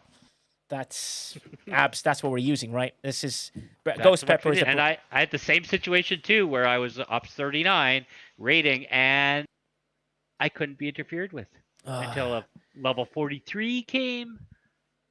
Yeah. And then you still whooped him. So yeah, it's fine. So I placed first. So. Yeah, it's been amazing. Shockwave Prime has made it here. Shockwave, you have Twitch, right? Do I have Twitch? Yeah, so if you went on Twitch now, would you be able to see something quite funny? Ladies and gentlemen, before we go to Shockwave Prime, there is a little thing that we'd like to do. We transition to him. How do we transition to Quasel? It's not green, something else. Oh no, it's boring.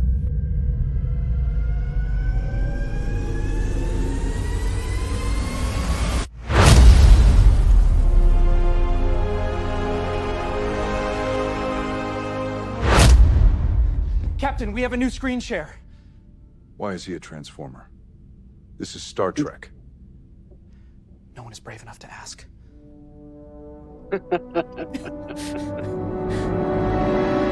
Ladies and gentlemen, Shockwave Prime. That's awesome. We won't ask you the question. No one wants to ask the question. The bigger question that I have is why does that robot have two eyes? Because Shockwave clearly only has one. Oh my God! No, you don't have one. You have two. Jesus Christ!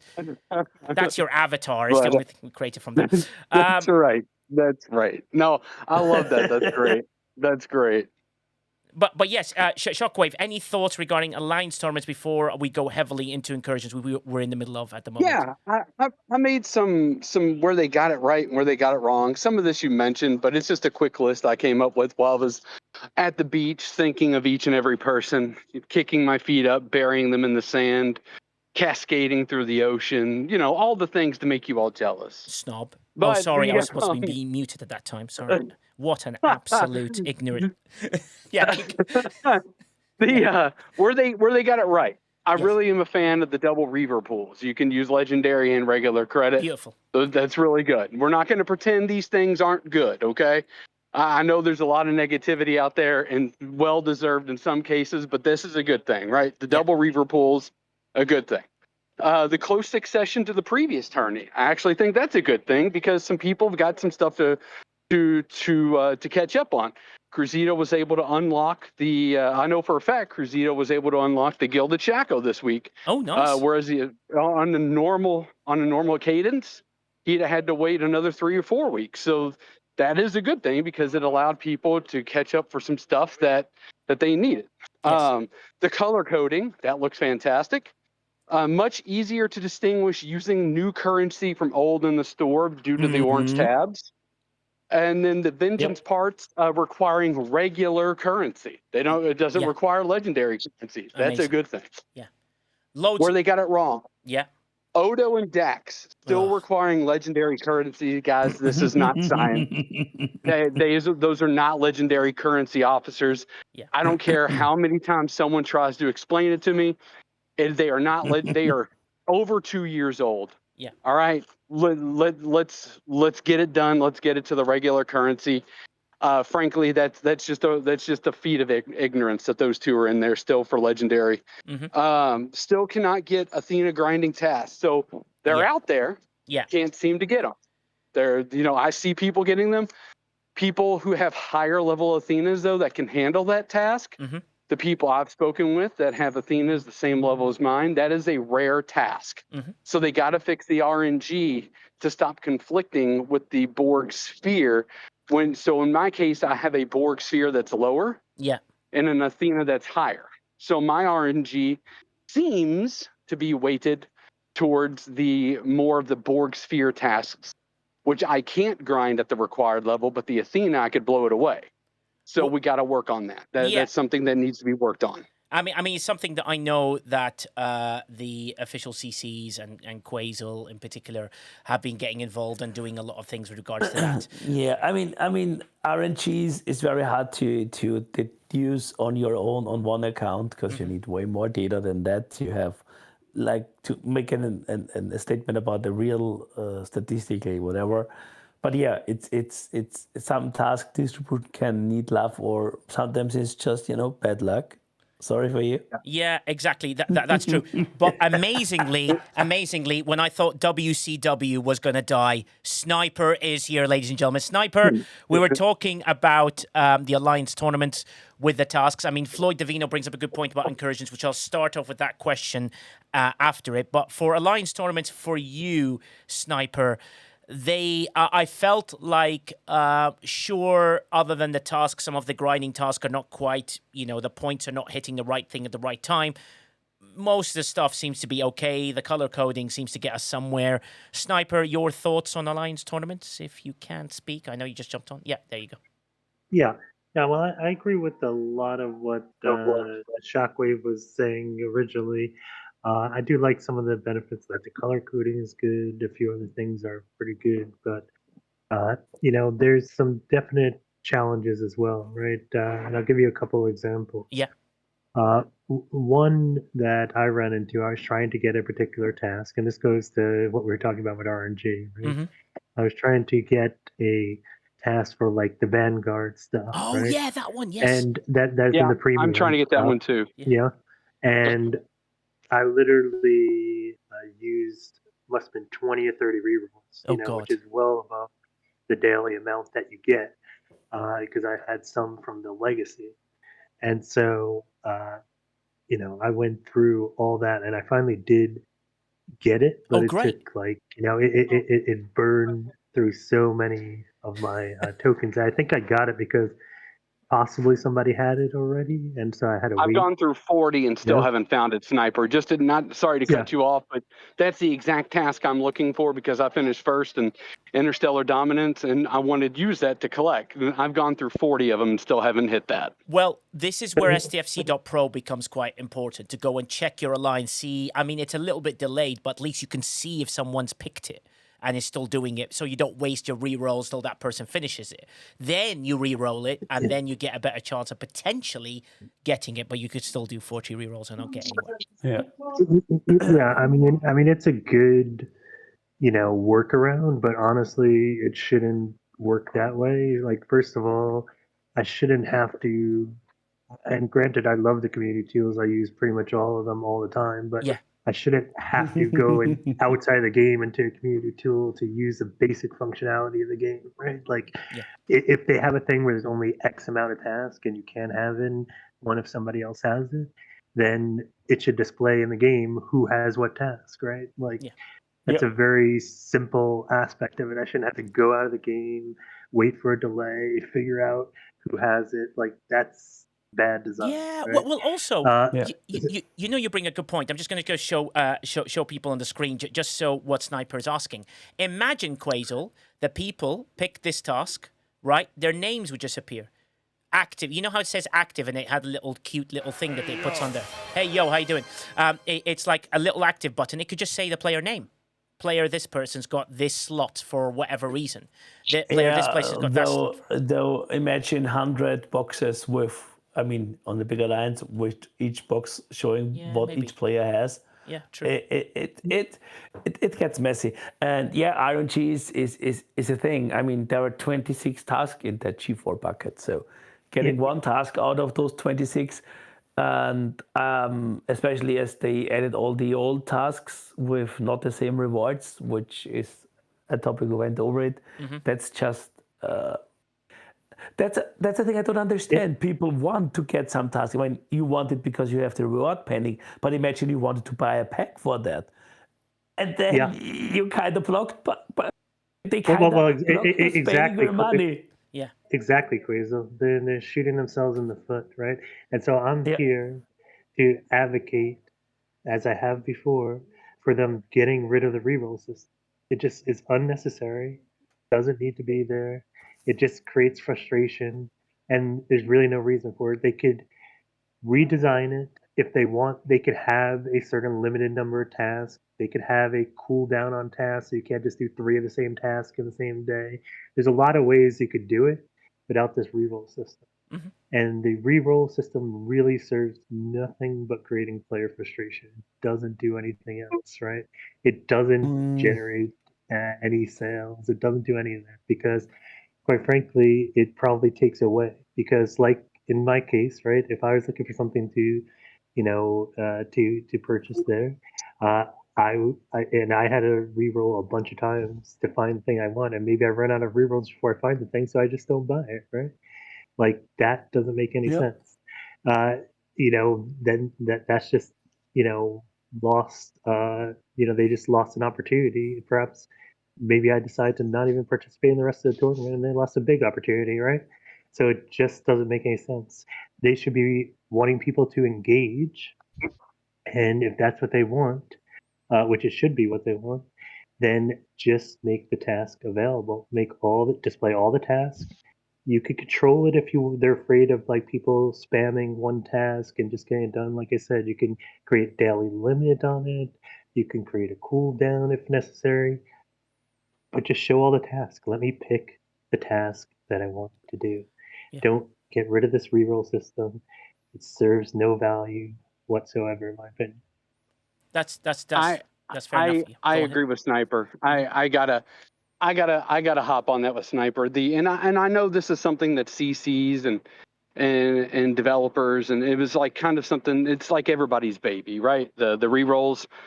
At this point, with the limited number of rerolls that people get, it's just leading to more frustration. In an era where Scopely needs a win, where STFC, not Scopely, but where STFC and the team there at STFC needs a win, this is something that's easily fixable, right? This is something that they can address.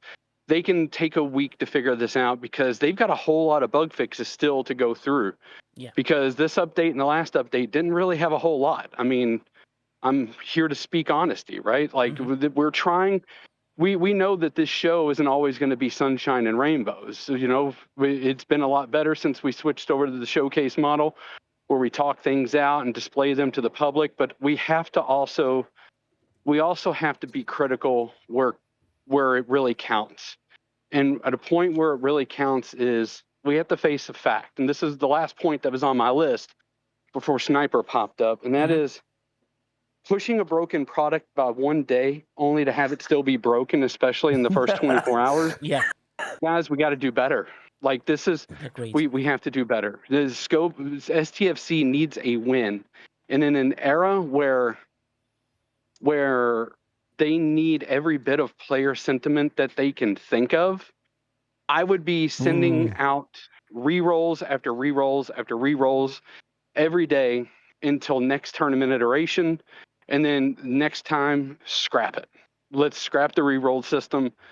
Let's give people the ability to do what they want. I don't know what it is lately with STFC and inhibiting players' choices, but it has got to stop because in a strategy game, you cannot depict how players play. That can't be done. This is marketed as a strategy game at the very latest, at its very core. Some people even call it a war game. And guess what? Even if both cases are true, you cannot depict successfully how players invest in those choices. Now, they've had a couple of great strides lately. The last 2 weeks, kudos, absolutely kudos on bringing back the old school auction for the officers. That's awesome. They get a win there. Yeah. I'm sorry. I'm not shilling out. That's true. They get a win for that because that's what we've been asking them to do. So we can't have it both ways. So to those of you who are saying Shockwave's shilling out, no, they get credit for that because that's what we've asked them to do, and they did it. So I won't hear anyone up here saying, well, you're shilling out. No, that's not what's happening at all. I'm giving them credit. I agree with you on that. They should get credit for that because that was our direct feedback. Yeah, that was our direct feedback. The second thing that they did, they absolutely get credit for issuing the $79.99 pack to make up for the lost value in the launch day battle pass. They absolutely get credit for that. That's a win. That was also direct feedback. Yes. So we have to give them credit where credit is due, right? But then when things like this, like Sniper is saying, and like others have said for the past couple weeks, get rid of the rerolls. They are doing nothing but creating negative player sentiment and inhibiting players from getting the tasks that they can do readily available. And for God's sakes, put legendary currency in all of the orange orange colored boxes before I lose my mind. Yeah, so we brought that up earlier. That is something that we've said that should be there regardless. $100 should require you to do that. Grisito says if they give us too many rerolls, then it just becomes exactly what the Alliance tournaments were. Just wait a minute. Ferry responds with, and what's wrong with that? For the players, I highly doubt that many players are buying packs for the 20k tasks, and if they were, they're going to buy them anyway. Sometimes you need to give a little, and this is is a fine example of where Scopely could give a fine example of where Scopely could give back to the players for what would be a minimal additional amount of resources. Ferry, preach, my friend. Absolutely hugely respected. Always says, great things. Huge respect for what Ferry says. Ryan says, I'd rather have another add-on to that. Do rerolls even still serve a purpose? Because they have removed all tasks currently that we were able to do kind of free, which we shouldn't be able to do free. Because if you look at it, now those tasks are sorted in the right buckets. There is no 20K task I can cheat. I mean, yes, Maverick wants a tournament. Yeah, give it to me. I mean, doesn't hurt you. But else, where's the point of rerolls? Even from their point of view, is anyone buying those? Well, I mean, I certainly wouldn't, but it's like that's the thing, and the thing is, I understand the balanced feedback side of it, but at the moment, what we're trying to say to the team is this: you've approached it from one side and how a style is being brought up that they think is acceptable to the community. On this side, I'm presenting to you a bunch of players that actually spend a lot in your game and are saying, remove the rerolls. So it's your decision to make. You've heard it from them, and none of these players are like, in the top 1,000. They're in the top 100. They are players who are respected and have their opinions with regards to those things. So listen to this feedback. It's your choice what you do with that number specifically. And I understand, because there are people who will mathematically say you need a reroll, you need this, you need that, and the other. I'm just imploring, including anyone associated or affiliated with the company, to just listen carefully, because these players are not saying it out of, nothing was negative. It was done in a very good way. And I think, and that's the thing. And what it leads to this sentence next by Roar, who says, we can't give too much credit for the bare minimum. That's like celebrating them for admitting, the sorting below decks need to be replaced. They really need voices who play the game and not only VIPs. Roar, I'm not going to just take that. VIPs already have a channel voice. They're not doing anything. They are Roar. That's the feedback. The two feedbacks that been mentioned came there. Captain Chris Pike says you can't spend money if you can't select the items you want to buy for the tasks. Another great example. Graham Pike says, but the reroll mechanism behind the 30-second cooldown, if that's their concern, fine. Wally's not happy with Alliance tournament at all. Tavi Mosa says negative purpose is to frustrate players, but frustration does not lead to spending and does not lead to all these things. Nutsa says, let us have access to every task, but can only do one of each tournament, maybe. Captain Chris Breaks, maybe split 20k tasks that not require rerolls. The other non-spent task, maybe you can keep a reroll in that. I know that Cruzito has another step in this debate. Cruzito, the floor is yours, my friend. Hey, good afternoon, Nigel. How are you? Yeah, tremendous. And you, sir? So I'm going to take a bit of a different approach on it with the rerolls.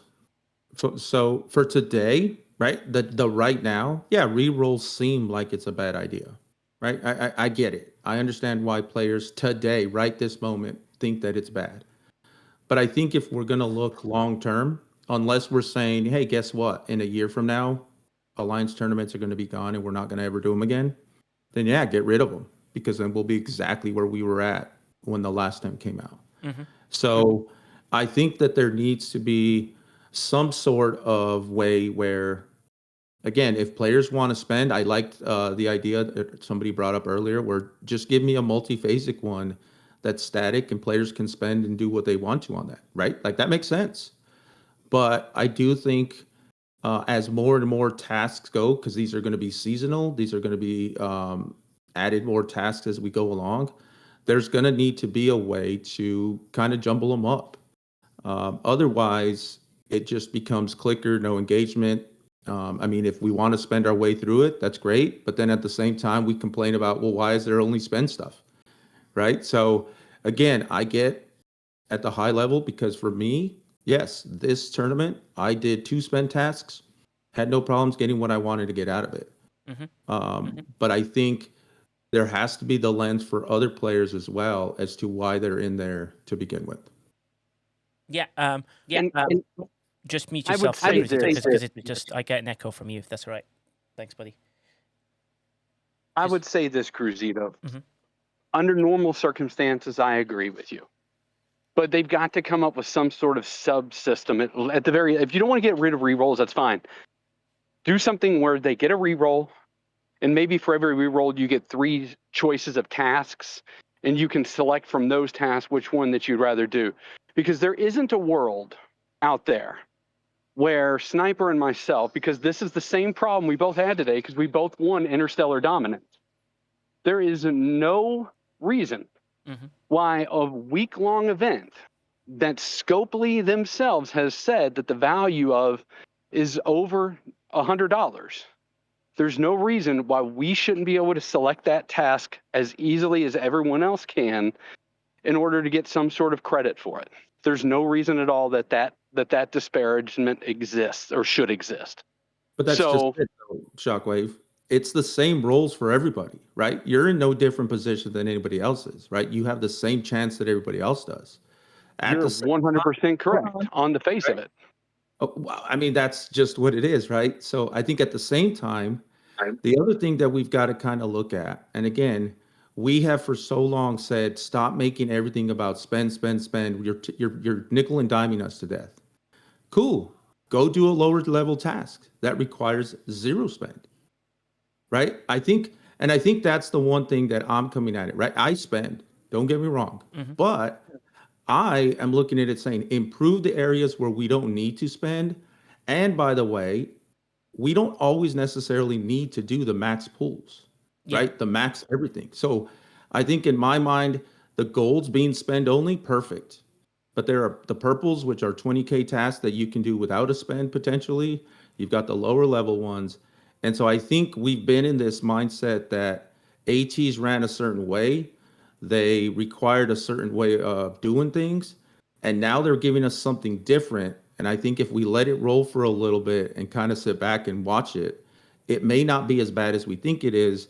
But again, that's because we're looking at it for the today, right now, this moment, and not necessarily a month or 2 down the road where things are going to get a little bit different from an engagement perspective, right? I'm not saying that it's the best in world design. Yeah. I'm just saying if we want it all to be for today, then we're going to lose the game in a longer term. Yeah, true. Just mute yourself, Kusita, because I get echo. But yes, so my main thing is, Indominus Prime is a very good example. He says, do the lower level tasks that you can free to play, give out the legendary credits.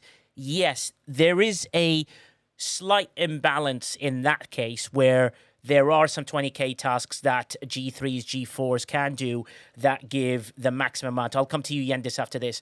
But it's quite important to sort of figure out that balance and readjust these things. Okay, they've made an adjustment so far, and okay, the adjustment is not quite there. The UI, beautiful. Well done. The color scheme, how it works. I still say the gold border around the golden, the burnt orange is a little bit hard to see between them. That would be a minor adjustment. We just find either a different color or every 20K task that requires a $100 spend just gives you the same amount of legendary tokens. Now comes to the 20K 15 combo, which is the 2 bucket system. That one, some of them are, yes, maybe doable. The other ones are not quite doable. I mean, like the 21,000 Constellant Quantum Cores, which is like a 52-day thing. And you can't even buy that many either. So it's absolutely nuts to try and achieve. You get less legendary credits, which means it encourages less people to choose it. So think carefully on how you make those things available. And that would be something that is very, very important. So Skeletor says, so I'm a G7 and have only done 20K span sent 0 so far. Roar says, do you have prime ships that give you the ability to? Well, Roar, I'm a G7 player. And I'll tell you this, right, Roar, is that I did not spend a penny, and I used my choice tokens for the G7 material spent. Yes, they don't give me legendary credit, so I'm losing, but I'd rather score for my team. And then I did those for 6, and then did one more of those, so 7, and then did one of the 15K task, which is the class honors ones today, Roar, which means because the SMS gives me over 200, which means I knew I could pull it no matter what. Guaranteed. And then I did another 15k task, which got me the last part of it again without spend. So yes, it's doable. Do I think I'll be able to maintain this for another 2 days? I don't think so. I'll have to be a bit lucky on the battle pass and giving a couple more choice tokens. I might nudge a point or two, but that is an important aspect of it to sort of figure out. And Indominus says, how many legendary credits do you get off those 20k taxes you spent 0 on?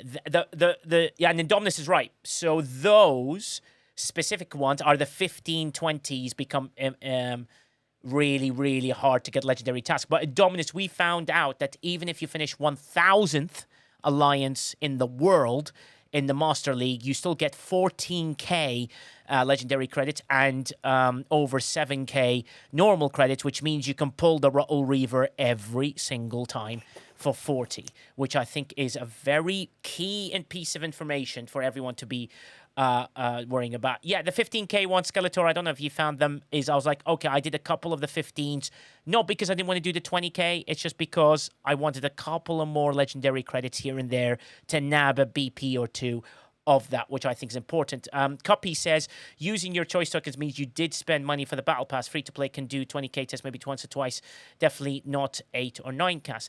True, Cuppy. I did only use the choice tokens, and I used the Ferengi one, and I pulled the outpost one every day, which I can do, and then the outpost one almost gives me 250, 300 uncommons a day, and then a couple of choice tokens, I timed them well, and the Ferengi one, I timed them well, and also all the events give a lot of ore, and give away between 100 to 200, 250, so I timed them all to do those things. So with those choice tokens in there. So I do accept your I accept your feedback on that one, Copy. I think that's absolutely spot on. Ghost Pepper, though, who is finally awake, said, I do not use choice tokens and I've done free-to-play 20k tasks every time. Ghost Pepper, from those 20k tasks, how many of those had legendary credits? That's a good question from the chat that came to you. Ghost? Only the Ascension ones. Only the Ascension ones. The mats for my level do not have the legendary. Yeah, but which is annoying. Yeah, neither do us. So that's good. It shows it's almost beneficial to be, at that level.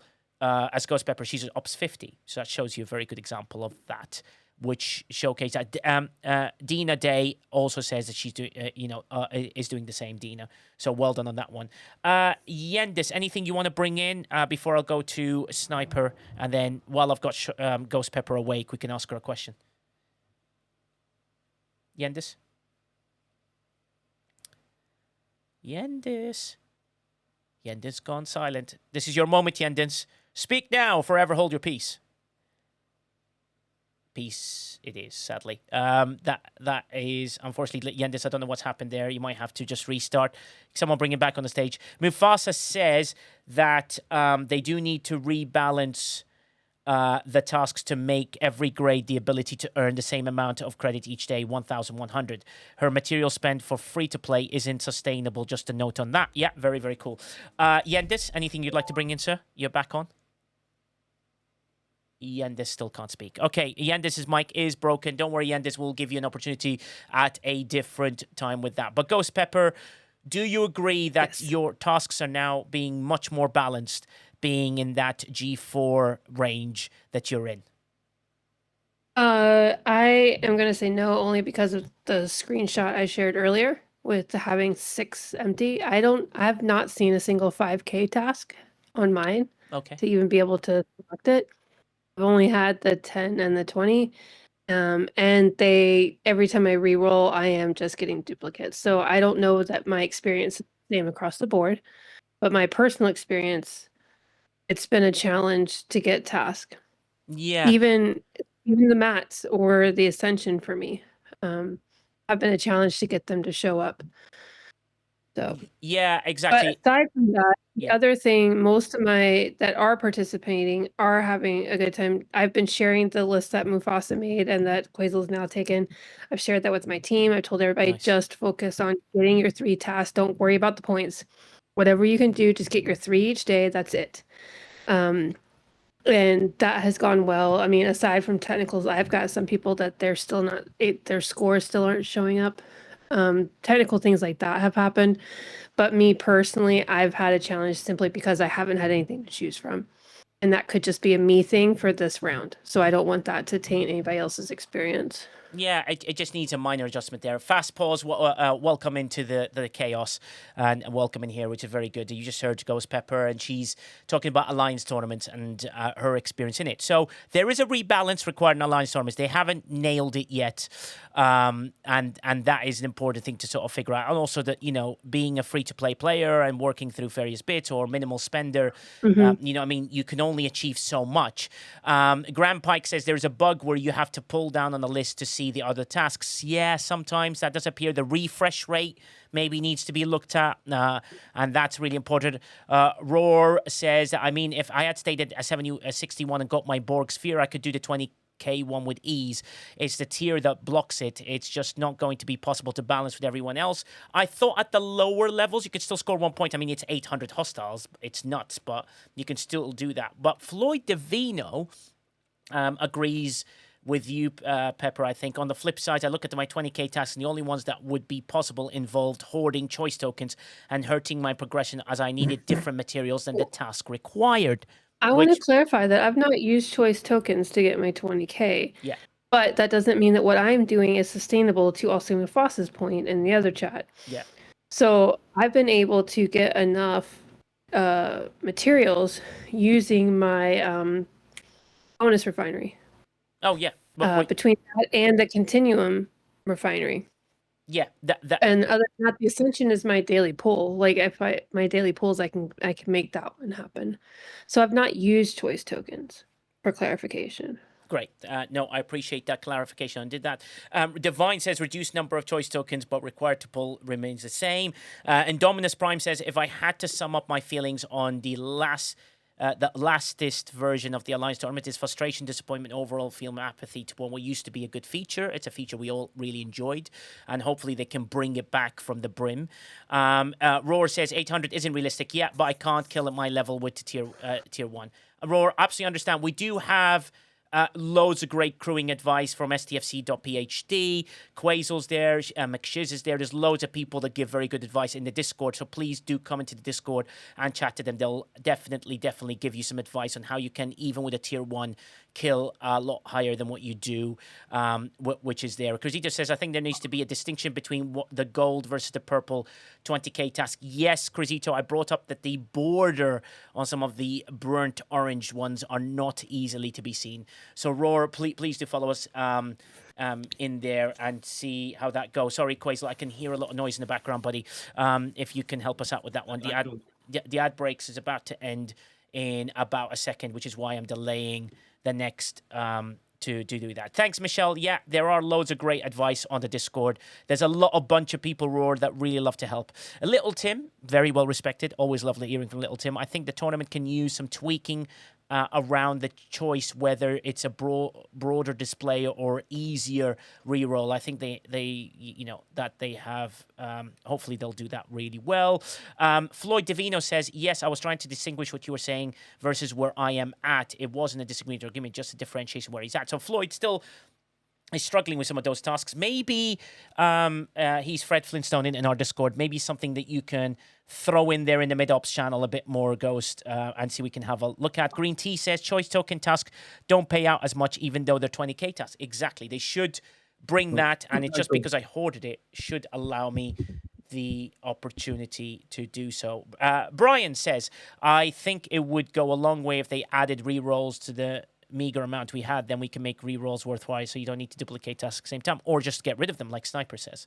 Sniper, any final thoughts regarding the Alliance tournaments and what you've seen, and any advice you'd like to give them above what you just said? Sniper. Okay, Cruzito then. Sniper. Cruzito then. Yeah, Nigel, just something to keep in mind where I was talking about the distinction between the 20K and the purple and the gold. Mm-hmm. Because I think right now we're in a point where people are talking about, I want to be able to do the 20K versus that. I think I'm okay with the golds being the spend only. I don't know that I'm a big fan of what they have done to the 7 or to the 7-star, at least in G7, where those are the material ones, right? Because they're not paying out. And I think I understand why they did that, because of the choice tokens piece. So that what they maybe need to do then is have, a purple, so to speak, 7-star, and then have a gold 7-star, right? And then that way, if they're truly meaning gold is spent completely, then you separate those out, right? But I do think that they need to allow for the choice, if you will, on those. So anything that's in gold should be paying out the max, like you said. And then I think if they want to go ahead and put a lower one because we can get it via choice tokens or refines or however it is, then they can be down at the purple level. Over. Yeah, absolutely agree. Sniper, you've managed to. Yeah, I can hear you now. Go ahead. Yeah, hopefully you can hear me now. Yeah, Sorry about that. That's right. Some kind of Discord challenge. Okay, so just a couple of quick things, right? So one, I just want to address, Crucido's point that he made earlier, and I respect what Crucido says and his opinion, and that many people can have different points of view. But I don't think that getting rid of rerolls will end us back where we were before, nor do I think where we were before is necessarily a huge problem, even for the long term. But I'll just quickly go point by point, and then I'll just end with just one more thing. But the point of the problem where we were before, it was not the rerolls in and of themselves, right?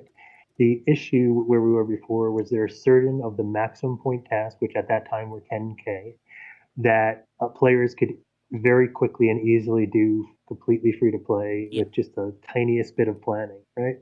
And so because we had what was functionally unlimited rerolls, players could easily get to those tasks, or fairly easily get to those tasks, and be able to complete an entire tournament doing just those tasks and get the full points and the full amount of currency without spend and without any kind of real, engagement, right? That was the problem. It was the combination. It was not this simply the fact that you had pretty much unlimited rerolls. It was a combination with that and there being tasks that could easily be done free to play, easily be done with little to no engagement, and get the maximum currency and the maximum points.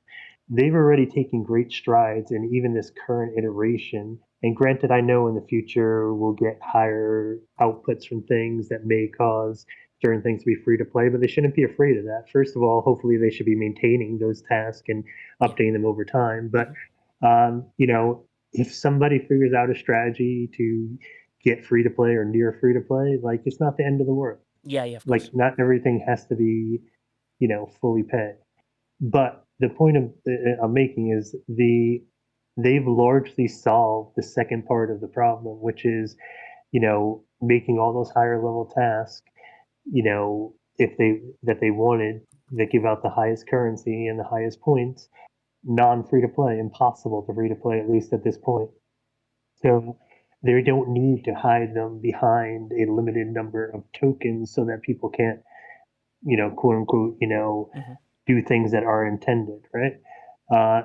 They could just show us all the tasks. Hey, if I want to select a particular type of 20K task to buy a particular thing, I should be able to do that. If somebody else wants to select a particular 15K or 20K task to grind a certain thing, they should be able to do that. Yeah. Right? It's not the rerolls themselves are not the engaging part of the tournament. The engaging part should be doing the things that are part of the tournament.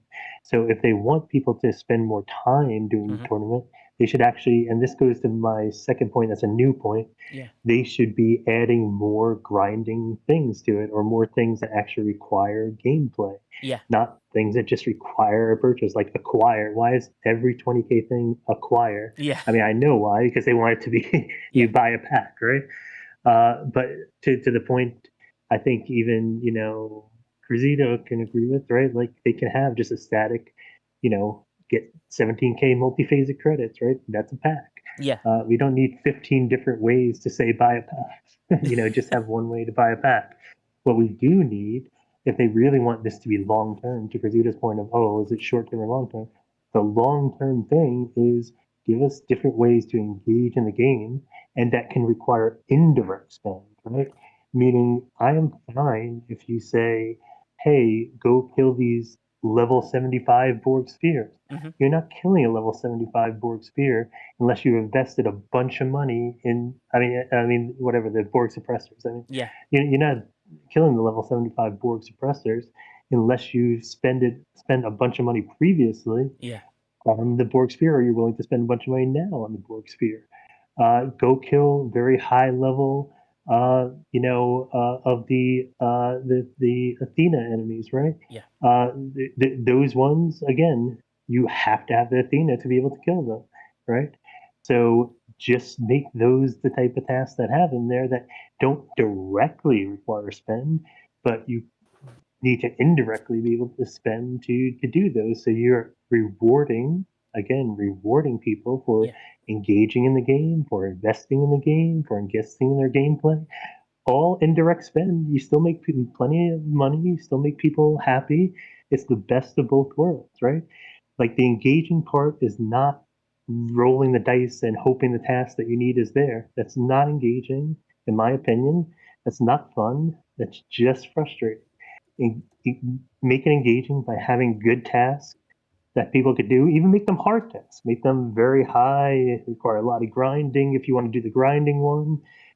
Require spending if you want to do the spending one. Those should be the two ways. You should have, from 5K to 20K, both grind and buy. Like, the lower 5Ks could be a lower packs that you buy. The higher 20Ks could be higher level packs, like $100 packs that you buy versus like $20 packs, right? And for like a 5K task. And then the same with grinding. Like, 5K grind tasks should be, hey, kill 100 hostiles. 20K grind task could be kill 1,000 hostiles, whatever it is, or kill higher level hostiles, right? You should have both types of engagement that you can mix and match with, depending on like which task you want to do. And you select the task you want to do. Hey, do I want to, over the 5 days, do 15 grind tasks? Fantastic. You're going to be sitting there clicking, 10,000 hostiles over 5 days. That's, fine. Do you want to spend, on every $100 for every single one of those tasks? Okay, go do that. Or you want to do half and half, or some kind of combination? That's my suggestion to Scopely. Like, let us choose what tasks we want to do. Create whatever limits or controls you feel are necessary to prevent a situation like we used to have, to Cressita's point. Don't create a situation where you can just cheese a task and do that over and over for the entire tournament, right? Like, there's controls you can create to prevent that. Right? Like I mentioned, you could be limit 1 for a particular task, or it could be a cooldown for a particular task. There's tons of ways you can avoid that situation without a reroll restriction at all, or without a reroll system. So that's my suggestion. Is two major suggestions is the takeaway, the TLDR, right? Suggestion 1, eliminate the reroll system and put in a better governed, controlled system. Suggestion number 2, allow people, even to get the highest amount of points, even to get the highest currency, allow those to be grindable as well as purchasable. Just make it that much harder, right? Make it require the particular ships, or require a higher level hostile, right? Or require something that you can be pretty sure. And again, it's not like Fort Knox. You don't need to be 100% sure that you're, could go in with 80 or 90% confidence that there's almost no workaround to having to have the, the new ship we're building, or fleet commander, or whatever it is, right? In order to accomplish that task. But don't have it require direct spend. That's all. So have 2 paths: direct spend path, indirect spend path, completely free. I guess the third path would be completely free path, and maybe that's a little more limited. But that's my suggestion. Yeah, no, absolutely superb suggestions there, Sniper. I mean, you brought up a lot, and a lot of people are agreeing. in the chat to what you're saying, and they're very, very happy that you brought it up, and you're sort of giving everyone the stuff that they've been missing or wanting to do, or things they've been thinking of. So you brought a lot of feedback together, which I think is vitally important as well, and absolutely amazing that you've done so for everyone here. And I think you're right. There's so many things that you can do in there, and I think it's important that people sort of be wary of this, and they're very good suggestions as well, which opens up the door with that. We do have Shockwave Prime and then Brian Racer as well, but Brian, you popped in first. Anything you'd like to throw in there, Brian, while you're here? Actually, I wanted to just touch on what Sniper said for just a minute. So that's an option to get rid of the rerolls. Yeah. But what if I don't even know if it's coding it is possible, but it looks like we have 4 of the legendary tasks, 2 of the 15K, 4 of the 10K, and 4 of the 5K. Yeah. What if they lock those in? Say, so I'll just pick on the legendary. That 2 of them are always grinding tasks, and 2 of them are always spent. Yeah. And you can rotate with your rerolls either side of those, and eventually you will get what you're looking for. Yeah. And eventually you'll get what they're looking for, which I think is very, very good. And my flat brings up a good point as well. Or just accept your limitations and do your best. Not everyone can or will score maximum point, and effort's the key. I sort of agree, as I don't mind the grind as well. So there you go. That's a free-to-play player, completely free-to-play. I know my flat is. Enjoys the grind and doesn't mind that he has to work a little bit harder to get those things. But also, on the other hand, if you just went, look, I can't be bothered today. I'd rather put $100 into speeding up my task acquisition for the day. There you go. But there are people in alliances that will have a chance to at least make some sort of come back, which is very important. Thanks, MJ Hat. Shockwave Prime, you want to bring in with some information here as well. Shockwave, go ahead. I just want to say I'm sorry that I had to cut out earlier because I had get back from vacation, and the first thing that happens that I notice is my tire is flat on my car. So I've had to deal with that today as well, which is fantastic. So I was in the middle of Cruzito was in the middle of making some decent points. I don't want to ever give Cruzito credit for making great points because that's just the relationship Cruz and I have. Yeah. But I want to say this though, and I don't want to beat a dead horse because I know Sniper was able to echo some of the things about rerolls. But at the end of the day, I realize that the problem, a lot of STFC's problem in regards to player criticism falls on one key thing, and that is accessibility for the task to complete for the strategy that you want to implement and how you play the game. Mm-hmm. If you can counter that creates an environment where people do want to spend more, where people do want to compete more, where people do want to foster a little bit more of that competition more. But right now, in this environment, there's not a whole lot of choice. Earlier I was listing off a couple things that they did right. I did miss one, and that was choice tokens were back this time. And that is a huge one. That is big.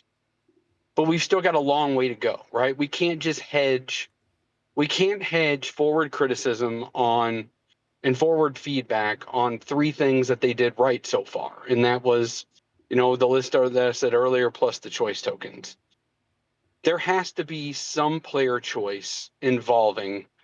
And yes, you do get 4 tasks. You get a slew of tasks to choose from. Yeah. But the way that you go from task to task, the reroll system isn't it, and it was apparent this Alliance tournament, and it was apparent the last. I know they created a brand new currency in order to refreshen it up, but you essentially have a 10K task and a 20K task out there. Some of the 10Ks require $100 spend. Not all of them, some of them. Some of them are the free-to-play legacy ones that have become that, but there's still a couple of them that you do need to purchase. And as you said earlier, you guys have already touched on the lack of legendary credits for on the orange task. This is just something that they need to be mindful, though, because they asked for that extra day, and these are simply errors that they should have caught. And that's just my criticism. It's mainly an encouragement. They need to do better, because this is two major things that have been pushed now over the last 2 to 3 weeks with the ship and now this. And it's come out to mixed feedback and mixed criticism. But also, they didn't state. I mean, they clearly stated that the ones that are not having legendary at the 20K weren't going to have them. Right. So that part they did have. That part they did have. That's not my complaint, though, Pep. My complaint is some of them are $99.99 to complete, which is the same cost as an orange 20K task. Yeah. Oh, you're talking about the 10K. I was talking about the 20K task that didn't have the legendary credits. Like, they did communicate that, and they did state that they moved everything into 20K that was supposed to be premium to buy. But to your point, if they have the same at 10K and the same at 20K, then it's not balanced.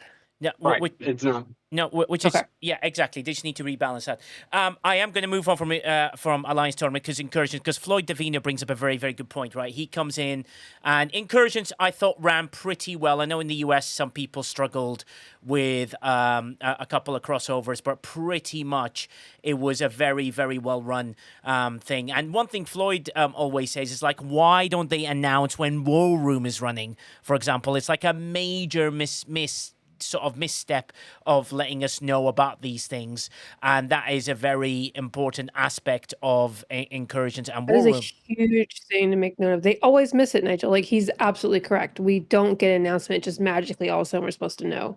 Yeah, it appears and you go, oh, I've got to do War Room. And you're like, what? And you suddenly, like, you're in it and you're like, oh God, I've got... And then you quickly go mine some ISO or whatever and you try and get through it. But also, you must hit the target and the War Room just disappears and people miss out on an opportunity to get some resources, right, Ghost?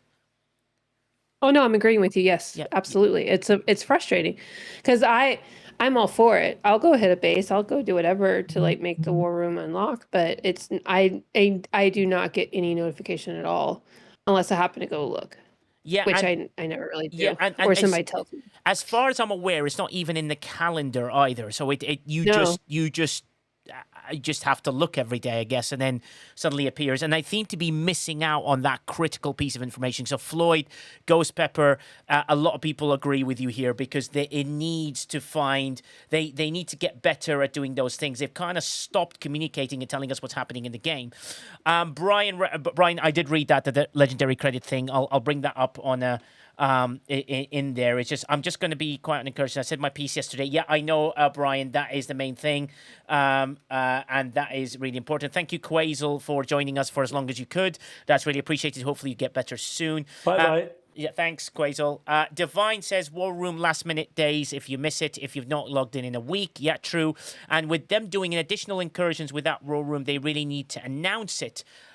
True, Floyd, and that is important. They need to announce, and this is not coming from your top-end players. This is coming from your G5, G4 players who are desperate to try and contribute and desperate for those things. And even I didn't know, and I completely forgot about them. So, right, that is a really... The only other thing I have for tournaments this time, because I'm sure everybody knows I love tournaments. I've been in the minority the entire time because I always, or not tournaments. I'm sorry, Incursions. Incursion. Yeah. I love Incursion. I enjoy it wholeheartedly. And this time was the first time for me where I had so much real life that when I could finally log in and participate, I was like killing things. I was on it. We found a base that had like quadrillion and then it was over. Nice. I got in. I only had 20 minutes to participate. I am now fully against this 12-hour timeline. This is not going to work for me. Because I'm sure I'm not the only one that had real life. And then when you go to participate and you want to enjoy it or do anything, it's not enough. It's not going to work. And so now I'm a staunch opposer to the 12-hour timeline. Of course. For this, because it made me so angry that I couldn't even. I had 20 minutes that I was able to participate. Aside from the only other thing I was able to get in on was like some of the ALBs earlier on in the day. But my day, like real life happens, and that happens to all of us. Yeah. And that should be taken into consideration because it is a weekend day. We have a lot to do in our real lives. Why is it only 12 hours? Yeah, I mean, for whatever reason that they think that's a good idea, that's their decision to make. So, unfortunately, no matter what we say, that's where it got to. But I will show you this. I know you need to come on as well, Shockwave. Just let me get these two things out because it seems like I can barely talk in this show. Can we talk about the lack of accessibility within this? Excuse me, I'm just going to have. Sorry, I had to cough. Can we talk about the lack of accessibility in this game for disability? Absolutely, we can. They need to also, for someone who's colorblind as well, it's very, very difficult to distinguish between things. So I absolutely agree. That's something they should have a look at and something should be important. But I'm just going to focus on Incursions for a moment, please, August Valkyrie. But I completely agree with you and something I'll bring up at the end. The main thing with Incursions is it technically worked well. The 12-hour window and the 24-hour window is a whole discussion where they believe that people can be like, well, if you don't like Incursions, at least it's only 12 hours and you can move on. But the people that do like Incursions want more than 12 hours. The people that do like Incursions, for example, if you look at the screen now, look how close this is. Amiga Prime server. Look how close that is for a win. Oh my God. And that's what I was going to say, because that's my server. Oh, 702 against 706. Yeah. My server actually won. We never win. Like, it's amazing. Yeah, but look, that was my server. Look how close that is. That is absolutely like 250 trillion is what that was. And that's what I was gonna speak to on my point is this ship, this new ship. I could play this in Incursions. Wait. Why is there an echo? Oh, I know why. Sorry, just hold on a second. There you go. Yeah. Sorry, guys. Fixed it. Echo, done. Go ahead. Yes, Sniper. As many of you guys know, I couldn't play the last Incursion because I was one of the victims of whatever technical error they had. I literally couldn't do anything. I could only try to scout, and that was a pain at best. But this Incursion, our server especially, was down to the wire. We were down 5 quadrillion to 13, I think, quadrillion at one point. That graphic that you're seeing that Omega furnished is we were down over, I think, 8 quadrillion at one point. And we found a guy in my alliance by the name of RA'Ul found I want to give him a shout out because it's, he's the MVP. He found a base that was unshielded, a 68, that had over 150 million Sigma par in it. Oh my God. So that ship, a tier 8 ship, mine's tier 8, and there's a guy in my alliance by the name of Sethlin. I'll give him a shout out as well. He's got a higher one than me. And we all pounded on that base for hours to come back, to get back into that thing. And the scoring adjustments that you all can say whatever you want about the technicality of the Incursion. We can have that discussion. But as far as performance and design to complete the performance, they actually did very well on that ship, because the Sigma resources counted much more because they knew this ship was going to be on the prowl. And usually STFC team doesn't have the foresight to go with stuff like that. Yeah. This time they had the foresight, they added it, and they applied it. And yes, there were technical issues. Like I said, we can talk about those. But as far as performance of the new ship in Incursion, I give it an A+ because it does level the playing field.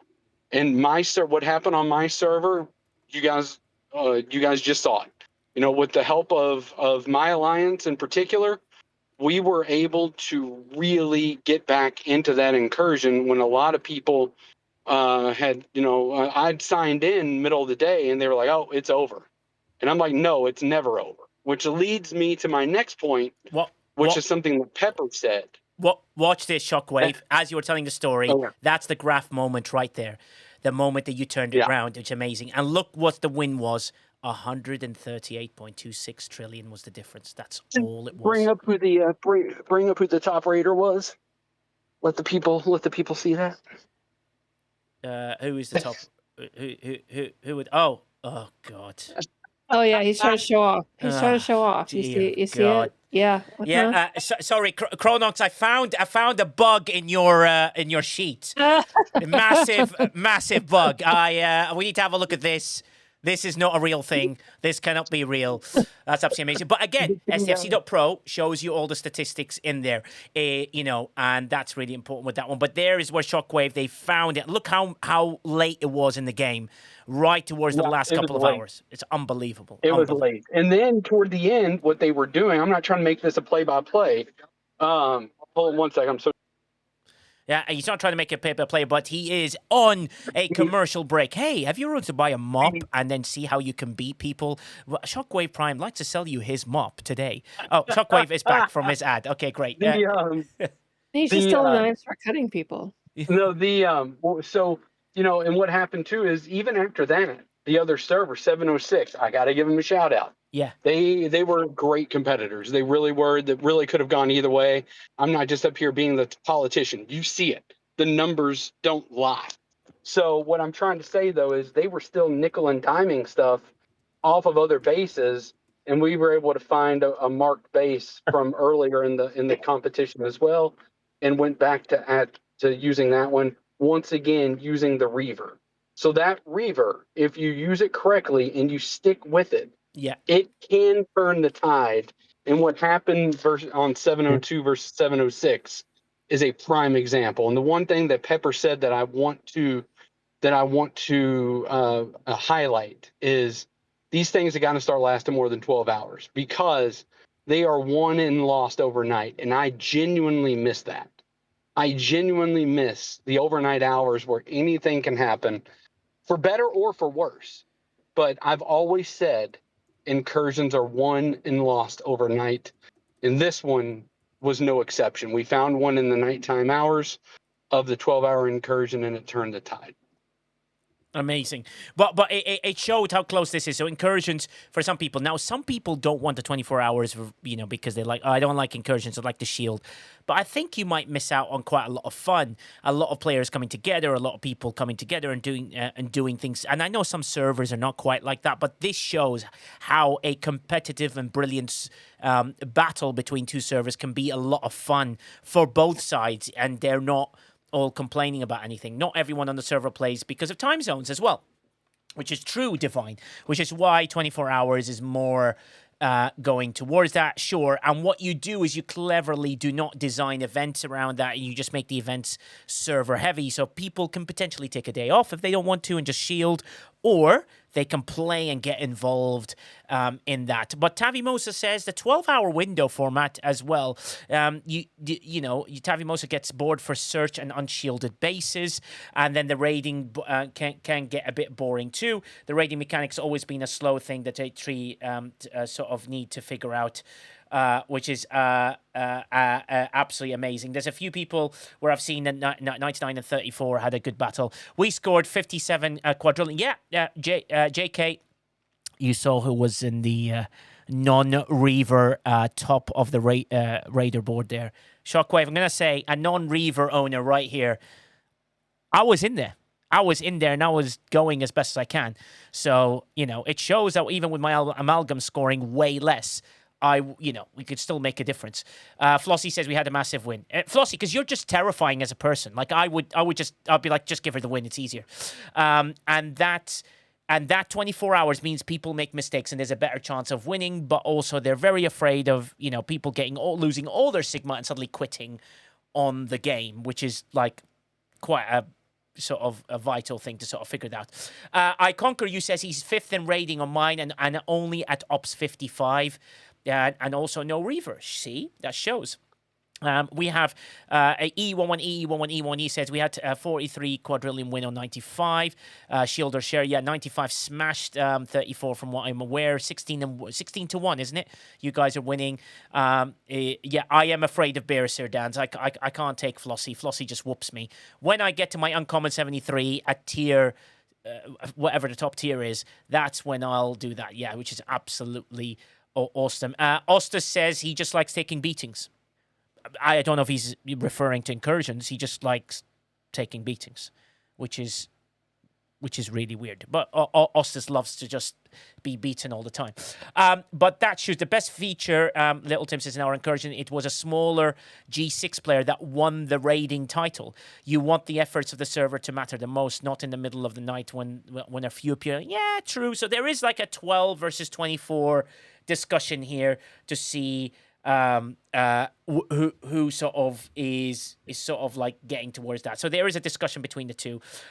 Just random question: how many players per server does Scopely consider adequate? I'm just noticing that my server we faced are on the 500s, but you see on this one that you have on screen, the other server, even though they lost by a little bit, had only 568, while this one had 865. So it's quite cool. Panda Pirate says HQ sell RS insurance to restore part of what loss of the shield goes down.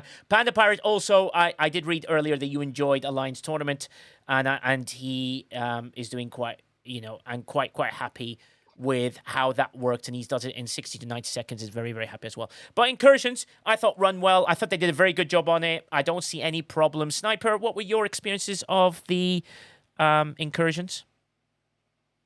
Yeah, I mean, Nigel, I love Incursions, right? It's pretty much my favorite event on the calendar. Yeah. And this time I was a little bit busy this weekend, so I didn't get to participate in the whole thing. But I thought it was actually pretty well. I didn't run into many technical issues. Swarm rating was back, which was much appreciated. We were able to get multiple ships to raid at the same time. I thought the Reaver changes were actually very good, right? Especially for a first run.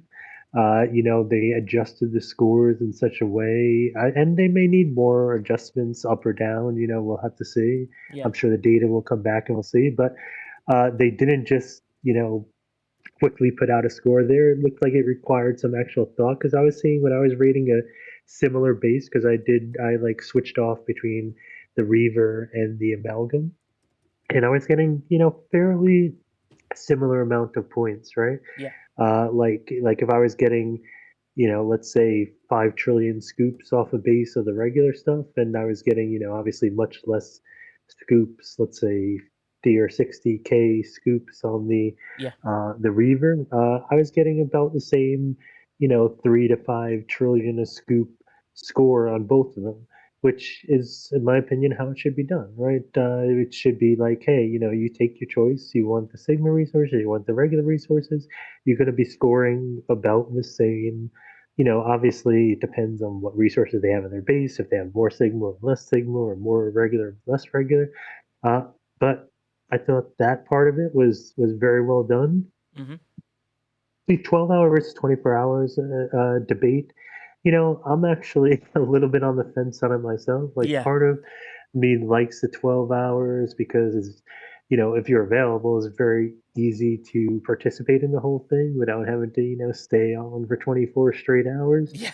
The other part of me is like, if I do have things going on in real life, which a lot of people do, in a 24-hour period, it's a lot easier to find at least some time to participate versus not. And I do like the overnight stuff. This is more likely someone's going to leave their base unshielded overnight, right? Sure. So I can see both sides of that argument. Actually, it's not super straightforward to say that one side is right versus the other in terms of 12 versus 24 hour. I see people making perfectly valid arguments for both sides of that debate. Yeah, exactly. But and Incursions went well. I mean, you see, Jeff posted our score. Yeah. Which server are you, Sniper? 91. 91. Let's have a look at 91. There we go. 91. You were versus who? 63. 63. Where's 63? Oh, you just had it. It was just above. Right. Okay. I'll go slower. No, there it is. Yeah. Yeah. Okay, there we go. Look at this, 63 for 91. Look at that, and you obliterated them from the beginning till the end. Basically, you just went. Basically. Yeah, exactly. All the way, which shows that. And the top raider. Oh yeah, we don't know that. Maple Butter. Oh great, PvP Spotlight. I love Maple Butter. He's a brilliant player. There's some great. Oh yeah, he's a huge raider. He raids like there's nobody's business. I mean, he's on 63. He was. We had some good battles with him. Yeah, no, and those are fantastic things to see. And look at this, these war stories and discussions. I remember last time you had the same Incursion discussion for a very last minute. This time it was Shockwave Prime that had the ultimate discussion on how to do those. But it shows all of this can be seen on STFC.pro. So if you don't know where it is, I've pinned it in the chat. But also, if you can never find it, you can go on the channel on Twitch. It's there as a panel with stfc.pro.statistics. There will be a video coming out soon. I did most of the recording today that Chronox can then hand over and put it somewhere for everyone to sort of view and showcase how incursions are really important, how many statistics that are there. It's a terrific site with terrific data for your everyday needs into the game. So make sure you don't miss out on that beautiful data. I gave you a little scroll and a bit of a fade around to have a look at these things. Lady Patu says, I had no issues with these incursions, but some of my teammate did have issues transferring. We need a new opponent going against the same server every time and losing it.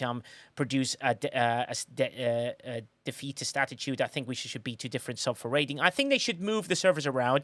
If you could see the Tritties, Maple Butter's hoarding. Oh my God, that sounds amazing. Give me all the Sigma Trit in there. Stubby2 said, Triffid. Stewie, don't even know how to spell. What does that even say? Trifid. That's the worst spelling of a thing I've ever seen in my life. Humble the Sea says this was the first incursion for 710 in 5 months. Super rusty at teamwork and discipline. We managed to pull out a win, which is absolutely awesome. Alison Romulan says we've had yet another buy on 719. So Scopely and members of Scopely, please to God, give 719 a little battle to go for. That would be amazing and get them going because they love on that. We are missing out the rewards and benefits and the fun the incursions brings, or the disappointment, whichever way you look at that. And there, Alison Romuland is where you can see all the feedback in the really important things. And that is on stfc.pro, which gives you all the statistics for all the sites, and that is a very important thing to have a look at. So hopefully, Alice, you will get that feedback and it'll be something that'll be on there as well. And just remember, people, when you go to stf.pro, it gives you loads of details about loads of things that you sort of have a look at. It's basically the best, in my opinion, community-built analytics and statistics platform for Star Trek Fleet Command, the game. And he is an official CC as well, Chronox. He's a wonderful guy. The Discord is absolutely superb. You can go to stfc.pro and they do have a donate link on there if you wish to help them out as well, which would be amazing because they do a lot for us. We did raise money 1 month to them as well, but if you can go direct to them, that'd be better. And then rather on focusing on guides or the game news, its main purpose is to collect, organize, and visualize the data about players, alliances, servers, and game activity across the Star Trek Fleet Command universe. It's superb.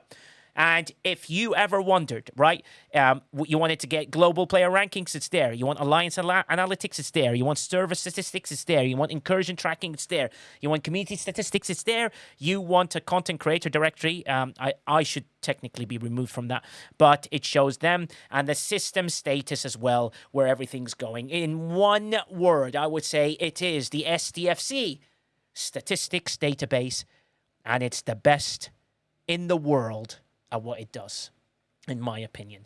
Stewie Doo, you cannot get a 9-volt battery there. However, the 9-volt battery t-shirt will be available in 24 hours for Stewie Doo, and you can do that. It's very, very important. But Chronox does an absolutely superb job. We're a huge supporter of him.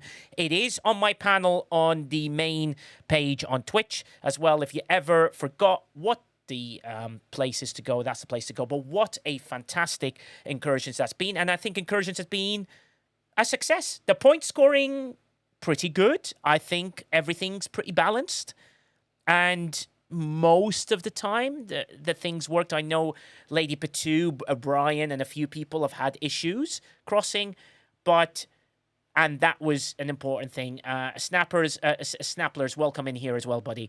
That you've got that, which is fantastic. So Really happy with everything that goes on. Really happy that we can provide you guys with these analytics. We'll go an in-depth into the Reaver. Lube does a fantastic video, so I won't cross-contaminate by saying anything here. He does a superb video on the Reaver, which is available on his YouTube channel. So go to at It's Lube on YouTube, find that channel, and make sure you go in there and read all the data on the Reaver. Shockwave Prime will be showcasing the Reaver on Thursday, and with a further update that I expect to have that is coming up as well with regard to other things. Let's hope that with everything they've done with Alliance tournaments, that there will be some sort of compensation, let's say, to try and make people understand of the frustrations, and hopefully on the next iteration of that they can sort out the mess that there is. Tavi Moses says, are you happy, Sal, with the Reaver BPs in the Raider SLB? I am not happy at all. I don't count that as sourcing at all, Tavi Moso, whatsoever. The Reaver BPs need to be available in the Incursion store in some capacity to purchase. You cannot do an XSLB as a raiding XSLB in which you score more by having the Reaver. So, like, how can someone not having the Reaver win that XSLB? Do you understand what I mean? And, like, it makes no sense. Like, you've put the one thing. If you put 10 BPs in the damage incursions, 10 BPs in the research one, 10 BPs in the other one, 10 BPs in this, 10 BPs in that, 10 BPs in this, 10 BPs, and then if anyone wins all of them, they might be able to do so, then maybe you're giving people chances everywhere. But if you put it in an XSLB of raiding, where the raiding you score more using the Reaver, how are people without Reaver going to get the Reaver? That's not sourcing, as in my personal opinion. Absolutely not. There is no sourcing in Incursions as far as I'm aware. So, yeah, that is my personal opinion on it. I don't believe an XSLB is sourcing. So if they do decide to put it in the Incursion store, amazing.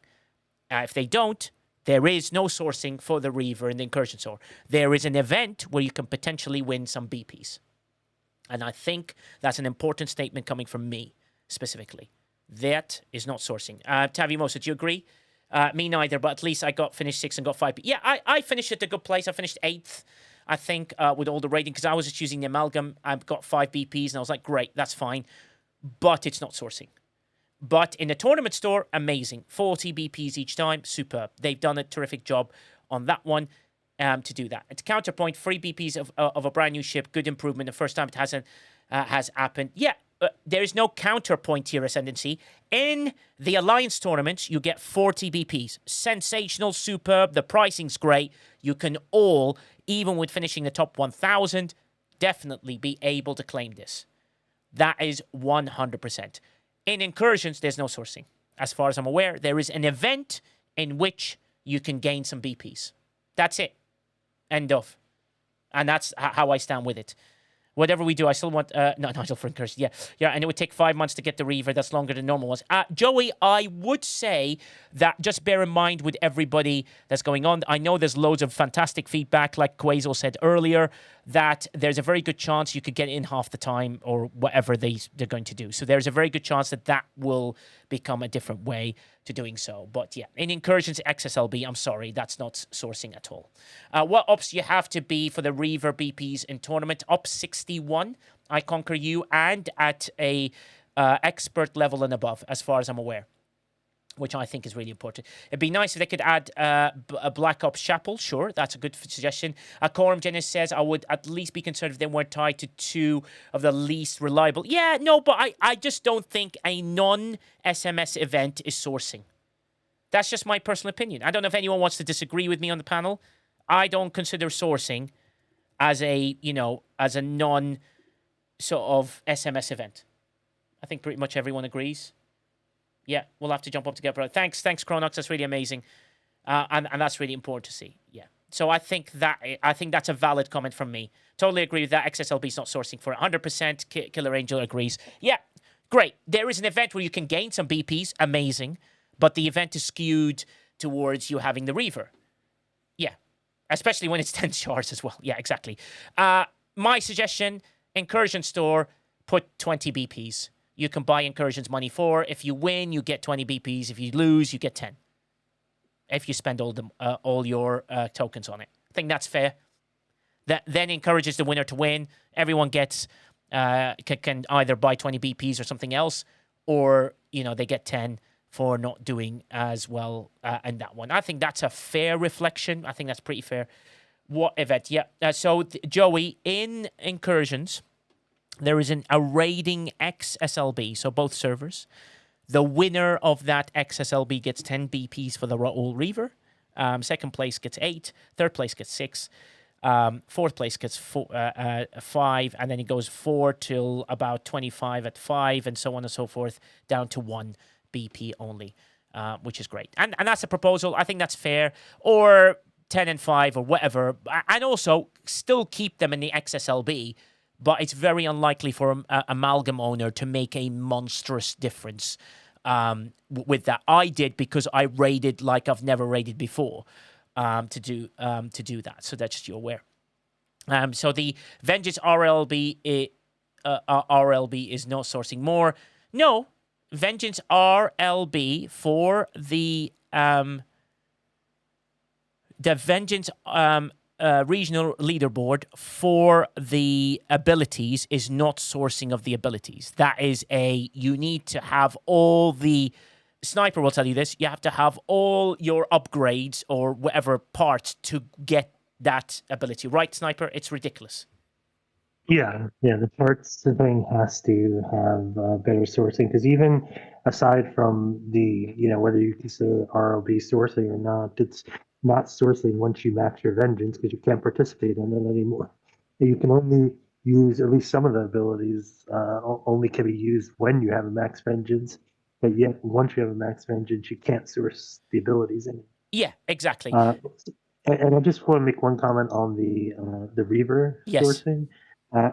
And obviously, I have my Reaver I purchased there, right? So it's not for me, but just for others, because I have alliance mates and server mates that I do need it as well. I mean, just mathematically, since I'm a math guy, right? I mean, 40 BPs you need 5 times, right? So 5 months functionally alliance tournament, like you talked about. Yeah. And I believe the Raider SLB gives you 10 if you win, right? Yes. So mathematically, if you think about it, the most it could do if you, for 4 separate times, 4 separate months, win the #1 rating spot, it then takes off a month and essentially lets you get in 4 months, right? Yeah. So the earliest you can get it is 4 months, which is longer than all previous free-to-play pass. Granted, free-to-play pass aren't always given on day one for ships, but it is longer. And, the likelihood of you getting first place 4 months in a row is unlikely. If you only get 3 months in a row, then it's still going to take you 5 months. So you really gain nothing or virtually nothing. I mean, I guess you save a little bit of alliance tournaments currency. But there should, I agree with you that there should be more places, like maybe put in the Incursion store or other places, because people want those BPs from those other sources to cut down on the time that it would take to source the ship. If it's going to take you 5 months, whether you win the Incursion or the leaderboard or not, then it's not really saving you time, right? Like I said, if the only path is winning 4 leaderboards in a row and still it only saves you a month out of 5 months, that's not a huge encouragement for someone to try and win that leaderboard over and over again. It's just not. And then if you lose, like let's say you get first 3 months in a row, but someone beats you out on that 4th month, and so you only get second. Well, oh my God! Yeah, frustrating. How frustrated are you going to be at that point? So I do think they should create, whether, like you said, they throw it into some of the other events, like the damage one or the research one or some other one. I mean, the research one is the alliance one, so they're probably not going to throw it in there. But they throw it in some other things, or just put it in the actual Incursion store, so you could spend your Incursion currency on buying that, just like you spend your AT currency. So just a thought that I want to throw out there, because a few people have brought that up to me, and I was just looking at the math, and it didn't make sense, in terms of being able to use that in a positive way. So just wanted to run that by you. Yeah, no, absolutely right. I think those are very important things. I know Shockwave's going to pop in with final remarks regarding this, but or both PPs in a territory store, wherever they need to just add, that second bit of sourcing, especially if Alliance tournaments are once a month. If it's twice a month, then as Panda Pirate says, then maybe you can get 80 BPs. It's still half the time, or you should add it to the trophies tourney store. Yes, Shockwave Prime, your thoughts? I was going to agree with Sniper on that. The tournament or the incursion store hasn't been refreshed in a long time. We don't need a new currency. That's not what I'm saying. What I'm saying is it's time for them to bump some stuff into there. It's more than time for that. And if they truly are serious about making this easy to get on for day one sourcing, then have it to where you can maybe get 5 BPs minimum each incursion. Because, like I said, I'm not going to take away what I said earlier. The sourcing in the Alliance tournament store is fantastic. It really is. You get it. You can get it from both ends if you're lucky. If not, then you can you can get one or the other. That's perfectly fine. But I think you can get a max of 20, maybe 40 out of there. Yeah. But yeah, it's pretty solid. Yeah. So. Yeah, absolutely superb. Absolutely agree with you. And everyone heard it. Shockwave likes to take it on both ends, which is fantastic from both ends, which is apparently his thing. Just say you I'm can so take glad I wasn't the only one that heard that. Yeah, exactly. Everyone's saying for the record. For the record. Yeah, everyone's like going to clip that. Shockwave, you've just screwed yourself for no reason. Literally, with that one. That's absolutely amazing. Absolutely amazing. Thank you very much, guys. I think that is what she said. That was a fantastic talk. It got a bit longer than usual, but I want to make sure everyone's feedback was heard, because it seems like, a lot of things that we say here seems to get to somebody eventually. Things do get to happen, and that's amazing. So I appreciate you all. Thank you so much for everyone that made it in there. But let's go on to marbles and finish this in style. A chance to win a few things from STFC Briefings. Yes, what is your plan? Yeah. As soon as the match bell rings. Yes. Ding, ding, ding. Yes. You will punch Corey straight in the groin. Okay, yeah, okay. Well, you can punch him in the groin, but it's a marble. I mean, it is one ball, so you can hit that. Exclamation point play, guys. Into the chat. Let's go. Get ready. SummerSlam is just around the corner. Night number 2. And I've got it in there. Come on in. Exclamation point play. Don't miss out. I want to do a monster raid as well at the end, so stay with me. As long as the hype train keeps going, we keep giving away. The moment the hype train stops, we stop as well as here. No, Ostis! Why did you give the tier 1 to Nige Botthausen? God damn it, Ostis. What are you doing? Ugh, thanks for giving us up to Nige Botthausen. He is a VIP and can have a free sub. Damn you, Ostis. Ostis, by the way, you could put exclamation point Floyd or exclamation point Barkman, and Nigel Botthausen has things to say. Nigel says son of a. Yeah, exactly. Wicked. There. Bot deserves no ads too. Thanks, Divine. Okay, great. Exclamation point B. Oh, Floyd. Oh, he is a good fanhausen of that NetNiv band. Oh, fair enough. Okay. That's what he does. KJ Pimbo for your losses, but also support KJ by going, oh my God, we added extra stuff. Come on in, people. Floyd with the 50 bits to try and give us a little nudgy thing. Jeff Games has clipped the incoming. Wait, there's no incoming Hal. I don't have a Hal. What are you talking about? There's no incoming Hal. I don't have a Hal. Ryan, is this? Here we go. X-Switch point play. Here we go. But, chance to win. And the match has begun. Don't press start. And here we go. We're starting the race. Shot Dog, last bit, that's it. And keep going. X-Switch point play. Let's go. Last people, both ends. Jeff Games is like, he's found that clip. You're screwed, Shockwave. I'm going to try and ban people from doing it. And the race begins. Let's see how it goes. What a race this is. And it battles the way through. Remember, 50 bits or more to cause a bit of havoc like Floyd has done, or 100 bits or more to cause 10 havocs for 10 people at the same time. Zena just died. Gooey just died. Crazy just died. Crazy, you died early again. Can you stop dying really early? But Kevin's is battling his way through. Oh my God, what a clip. Yeah, all I ask, oh God, Tangia bot for Floyd Davina asked Nigelrovers is the man. Now we need him to do duck race instead of marbles. You can tell open it to plot bait. Oh my God, sorry Slovenia, but I can't open plot bait. Damn it, Floyd, you can't do it when I've got it here. I need to sort out that Tangia. I will refund you. Keep going, keep going, keep going. Here we go. Kelrick with an explosion, but he still survives. Kelrick's still in the lead. He's working his way through. A chance to do that. Oh my God, what a clip. No, crazy. Just say Sadhausen. Write the word Sadhausen or write the words I died. And see what happens and see if Nigel Botthausen will get involved. Kelrick has now divided himself past the thing. Remember, 100 bits or more to cause a little bit of havoc. You are cursed. Give him human money. I died. You can write that. Kelrick is getting cross. Kelrick is still... And there is the explosion to finally beat him. McShiz, you just died. Snappers just died. Extreman just died. Moose just died. August Valkyrie, you just died at death. Stewie Doo is in the lead. Wait a minute. Is Stewie Doo going to continue winning? Is Stewie Doo going to be the world heavyweight champion? Is Stewie Doo going to do a miracle? There's Piano Man snitches 100 bits by Lil Tim, and he gets 2 bits, and the hype train is coming, and Captain Chris Pike is battling with him. We do have a 35% off Chris Pike. He's still the little lad in there. Hype train begins. Here we go. Chris Pike, Panama stretches. Here we go. Ringing 10 pin. 299 has done that. Here we go.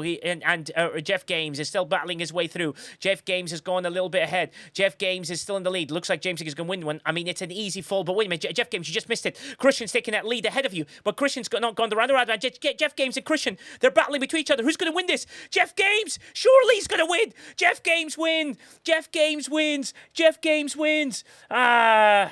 See, I do have a howl. Damn you, Floyd. I'm changing that Botthausen cut. Floyd has to ruin everything. Jeff Games, you are the winner of SCFCbriefings.com mug from the site. You can choose one from the show, the merch section, or anything else that's in there. Well done, Jeff Games. You know what to do. Hit me up on the DMs and let me know with your win. Congratulations. Let's get into the next race. Fries for the best 4 places. No. Exchange point play. Let's go. While the hype train is here, we keep going with the giveaways. Once the hype train ends, it ends. 2 subs to get to the next level. There's a 5 sub discount of 35% if anybody wishes to do so. Amazing. It helps support the channel. It keeps us going. Anyone that wishes to do anything else, there is a goal for the month that I try and aim for, so if that goal can be hit, that'd be amazing. If not, I completely understand. It's all good. I'm still here to support you guys the best way I can. Exchange point play. Let's go. Exchange point play.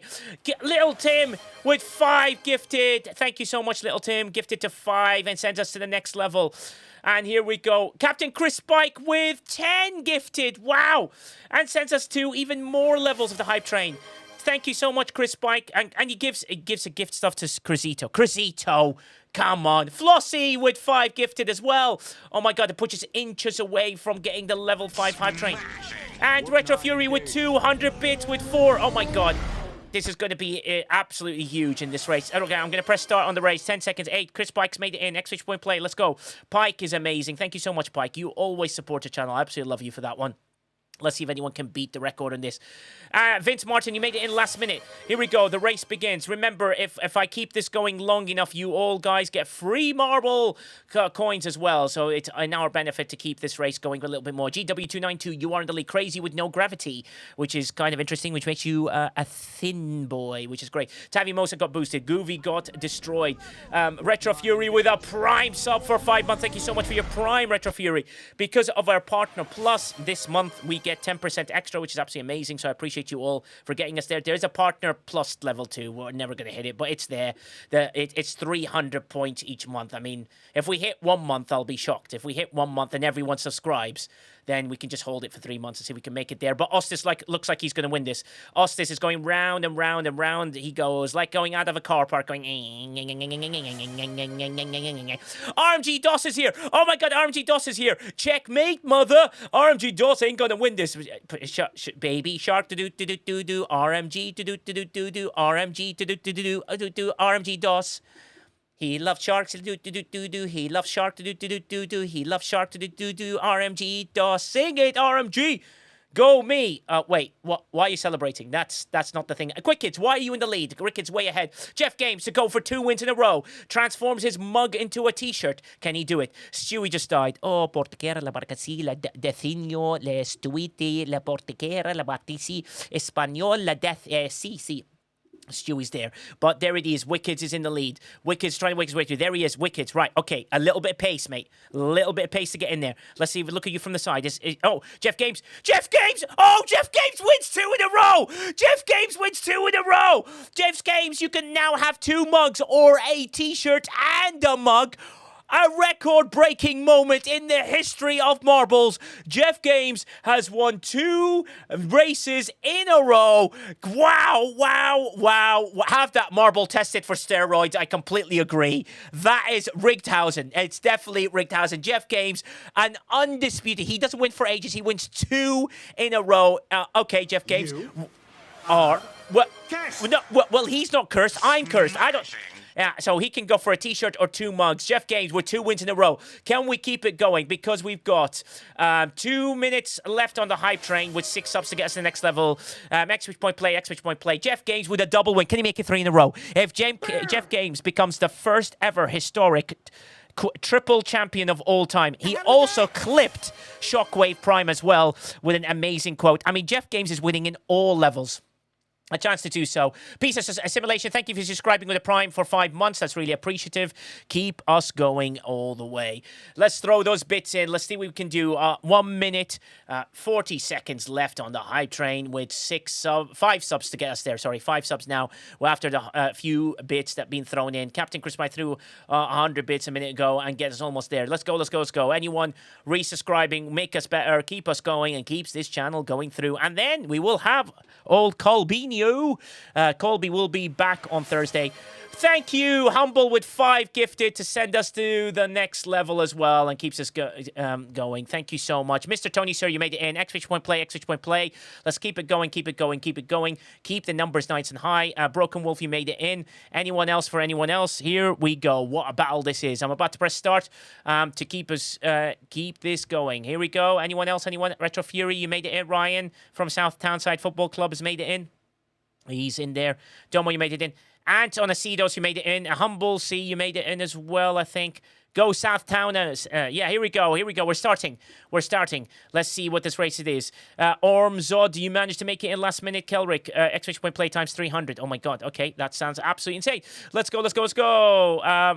Red Pun said you almost made it. Now remember, we can keep it going with the 5 gifted and more. Fuzzy Tribble takes a lead. Ram Scoop, you've just in there. Hype, and this is absolutely Ram Scoop. You just died. Martok, you just died. Anton Acedos just died. General Luke just died. Vince Martin, you just died. Captain Chris Pike with 100 bits to give himself double boost and cause some havoc. Thank you, Chris Pike, for that generosity. Joker did there. A Studio MD got boosted. This is absolutely amazing. We'll keep it going. Look at this battle. There's a little bit of a cluster going on here. Rage Starstars 100 bits try and cause a little bit of a cluster madness. RFGJ Bernardo just died. Captain Chris Pike with yet another 100 bits as well, and he gives himself a boost. Killer Angel's trying to get ahead, but Sammy Stitch is in the lead. Sammy Stitch has worked his way through. Sammy's just gone into Little Tim with 100 bits as well to try and cause some havoc. Skeletor got boosted. Captain Chris Pike got boosted. Misha just died. Oh, Misha, you died. Q-Dog be lurking, you just died. Free Swag, Retro Fury, Candid Onion, Broken Wall, but Sammy's still holding on to her lead. She's gone way ahead. Sammy Stitch has got some levels and in there and does what she can. She's battling herself through. Remember this, 35% off, and we've got 9 subs to go. 35% off for 5 subs or more. 3 minutes left on the hype train. 9 subs to get us there. Sammy Stitch is still working. Captain Chris Pike with 200, which means he gets 4 boosted and causes half it. He's got boom. Reposant, you got thrusted. Jakers Grey, you got restarted. Kelrick, you got restarted. Twin Fanatic, you died. Omega Prime, you just died. Ringing 10 pin, you just died as well. Acorum Ginnis just died. Crocus Maximus just died. Mr. Tony, sir, you died a death that was so bad that everyone just went, oh my god.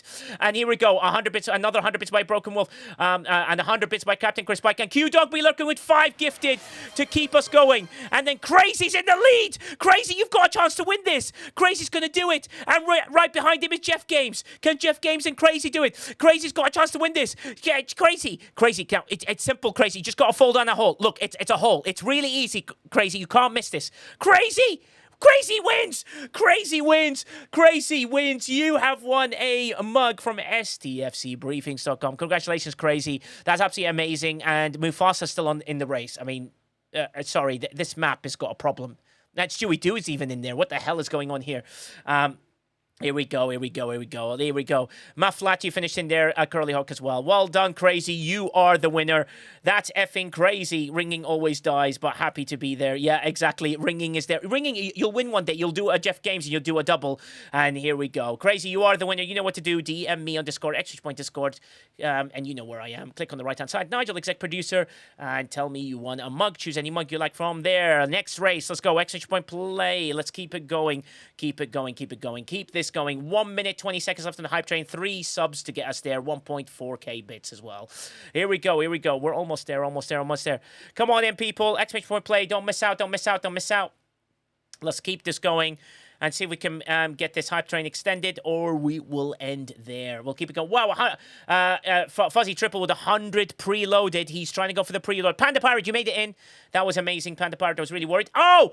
Little Tim with 1,400. Little Tim with outstanding keeps us going. Wow, Little Tim, thank you so much. This helps the stream so much. And Ostis gifted 1 tier 1 sub to Jeff Games. That's really kind. Switch point play. Press start. And we got a level, there to finish a level 800. Evil XP, you managed to make it in. Ringing Joker, you guys made it in last minute. Here we go. The race begins. Thanks. That's really kind of you, Ostis, to give Jeff Games that tier 1 sub. Keeps us going. John Drell died. Stewie just died. Evil XP just died. Soundtrack died. Stewie didn't even begin the race. He took 1 step forward and went, nope, no battery. And then he just died. And that worked out that way. Flossie, Sammy Stitch, and Studio DME are all battling between each other. 138 of you trying to battling its way through. And you would go Sammy Stitch and Kelrick. And there's a few people just battling at the back here. But E11E, we can see her little marble working its way through. But in the lead, we see Sammy Stitch who's holding on to dear life. Divine for Divinity gives 100 bits for more. 100 bits there by Captain Chris Bike to send us into a frenzy. But that's 1,400 generous bits by Little Tim. Send us into an unbelievable level. Loads of people are dying left, right. Misha just died as well. Coffin House just died. Rapunzel just died. Piece of Simulation just died. Curly Hog just died. Divine just died. X Danger just died. Oh my god, so many deaths. It's a catastrophe. And Sammy Stitch, you just died as well. And those 20 boosts are causing havoc everywhere. Everyone's trying to battle their way through. What a battle this is. And CODM, do you want to move and stuff or no? Okay, Sir DM is just dead. E11E, we're watching her. Sir Dan's is right there. Free Swag is just right there. But Studio MD is still there, just dying a death. But Davy Jones just fell through the hole. That's a row. You're the caretaker. You need to be taking care of what you fall down because that is not a good thing. Vince Martin's in there. Sir Dan's in there. Look at this battle going on. Vince Martin and Sir Dan's, they're battling to Panaman. Domo, you just died. Vince Martin is still in the lead. Vince Martin's taking a huge lead. He avoided a bomb. Crocus Maximus, and everyone's like that, trying to get himself in there. Here we go. Vince Martin. Oh, the trapdoor just finished a long time. E11E, just died a death beyond death. Sir Dan's is now just being pushed in the right direction. Avoids the peg, but the bomb. Sir Dan's, the bomb! Oh my god, you just died. A death beyond anything. August Valkyrie. And there's August Valkyrie got blown away as well. Everyone's dying. And for some strange reason, I'm still holding on in the lead. And Killer Angel tried to force this. And Susie Q22. And I just died. Wait a minute. Just like that's the wrong thing. Susie Q22. It's Killer Angel. Killer Angel's got to win. Susie Q22. Killer Angel. Is Killer Angel going to win this? Killer Angel, it's an easy finish, Killer. You got to finish this one. This has got to be the one. Killer Angel, you've got a chance here. Just avoid the bomb. Oh my god, Killer Angel slowed his way down. Wickeds wins. Sanova. Wickeds wins.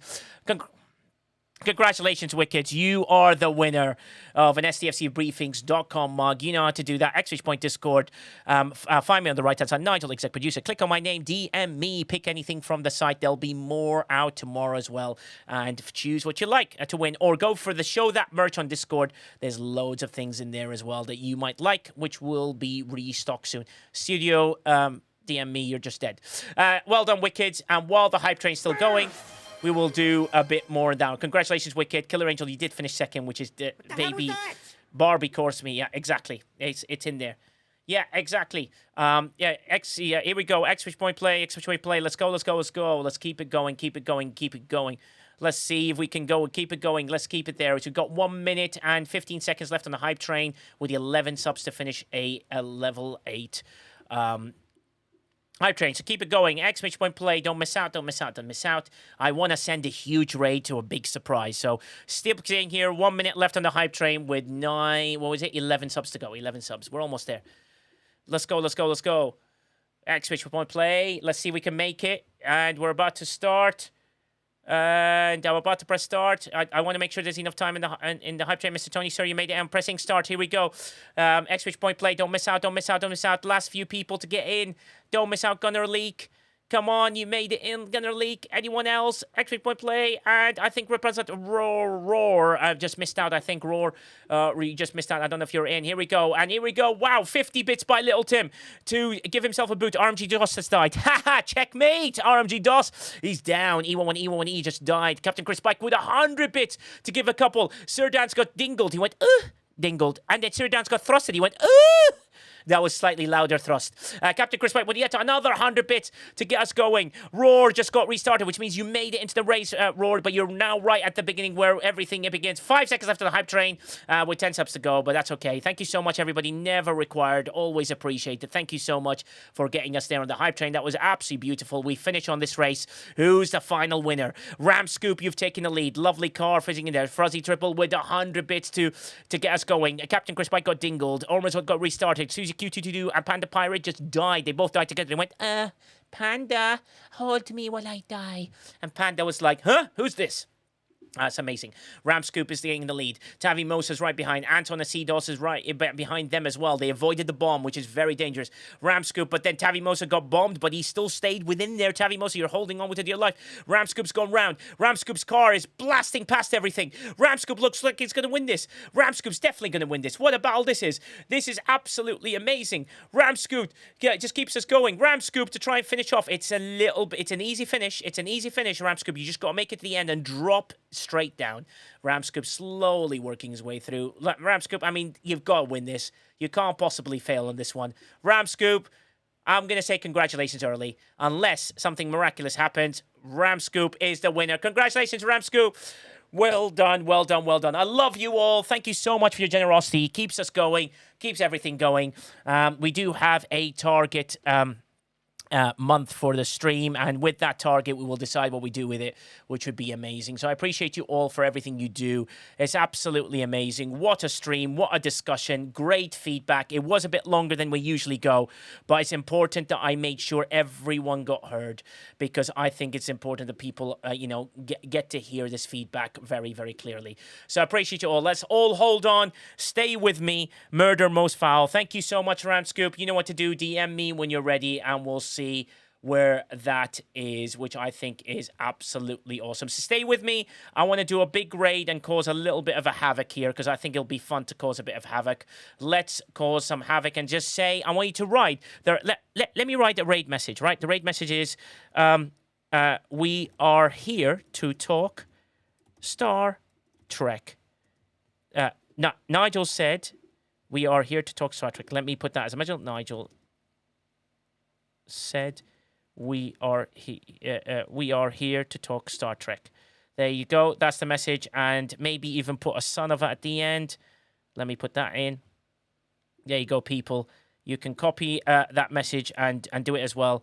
And it's going to be a fun raid, Crazy. I hope you're ready for this one. It's going to be quite a shocker, right? And I just want to shock them to a level you've never seen before. Don't worry, Crazy. It's not going to be a betrayal. It's going to be someone new and exciting, and we're going to cause some havoc. I want to send a huge raid, because this person, I want them to join our team. So let's try and cause havoc and get a big, big, huge raid in there. Help me follow them. Then you can go where you'd like. After that, give them a few seconds of your time. Thanks again. Live long. Stay tuned. Colby will be back on Thursday. See you then. Goodbye.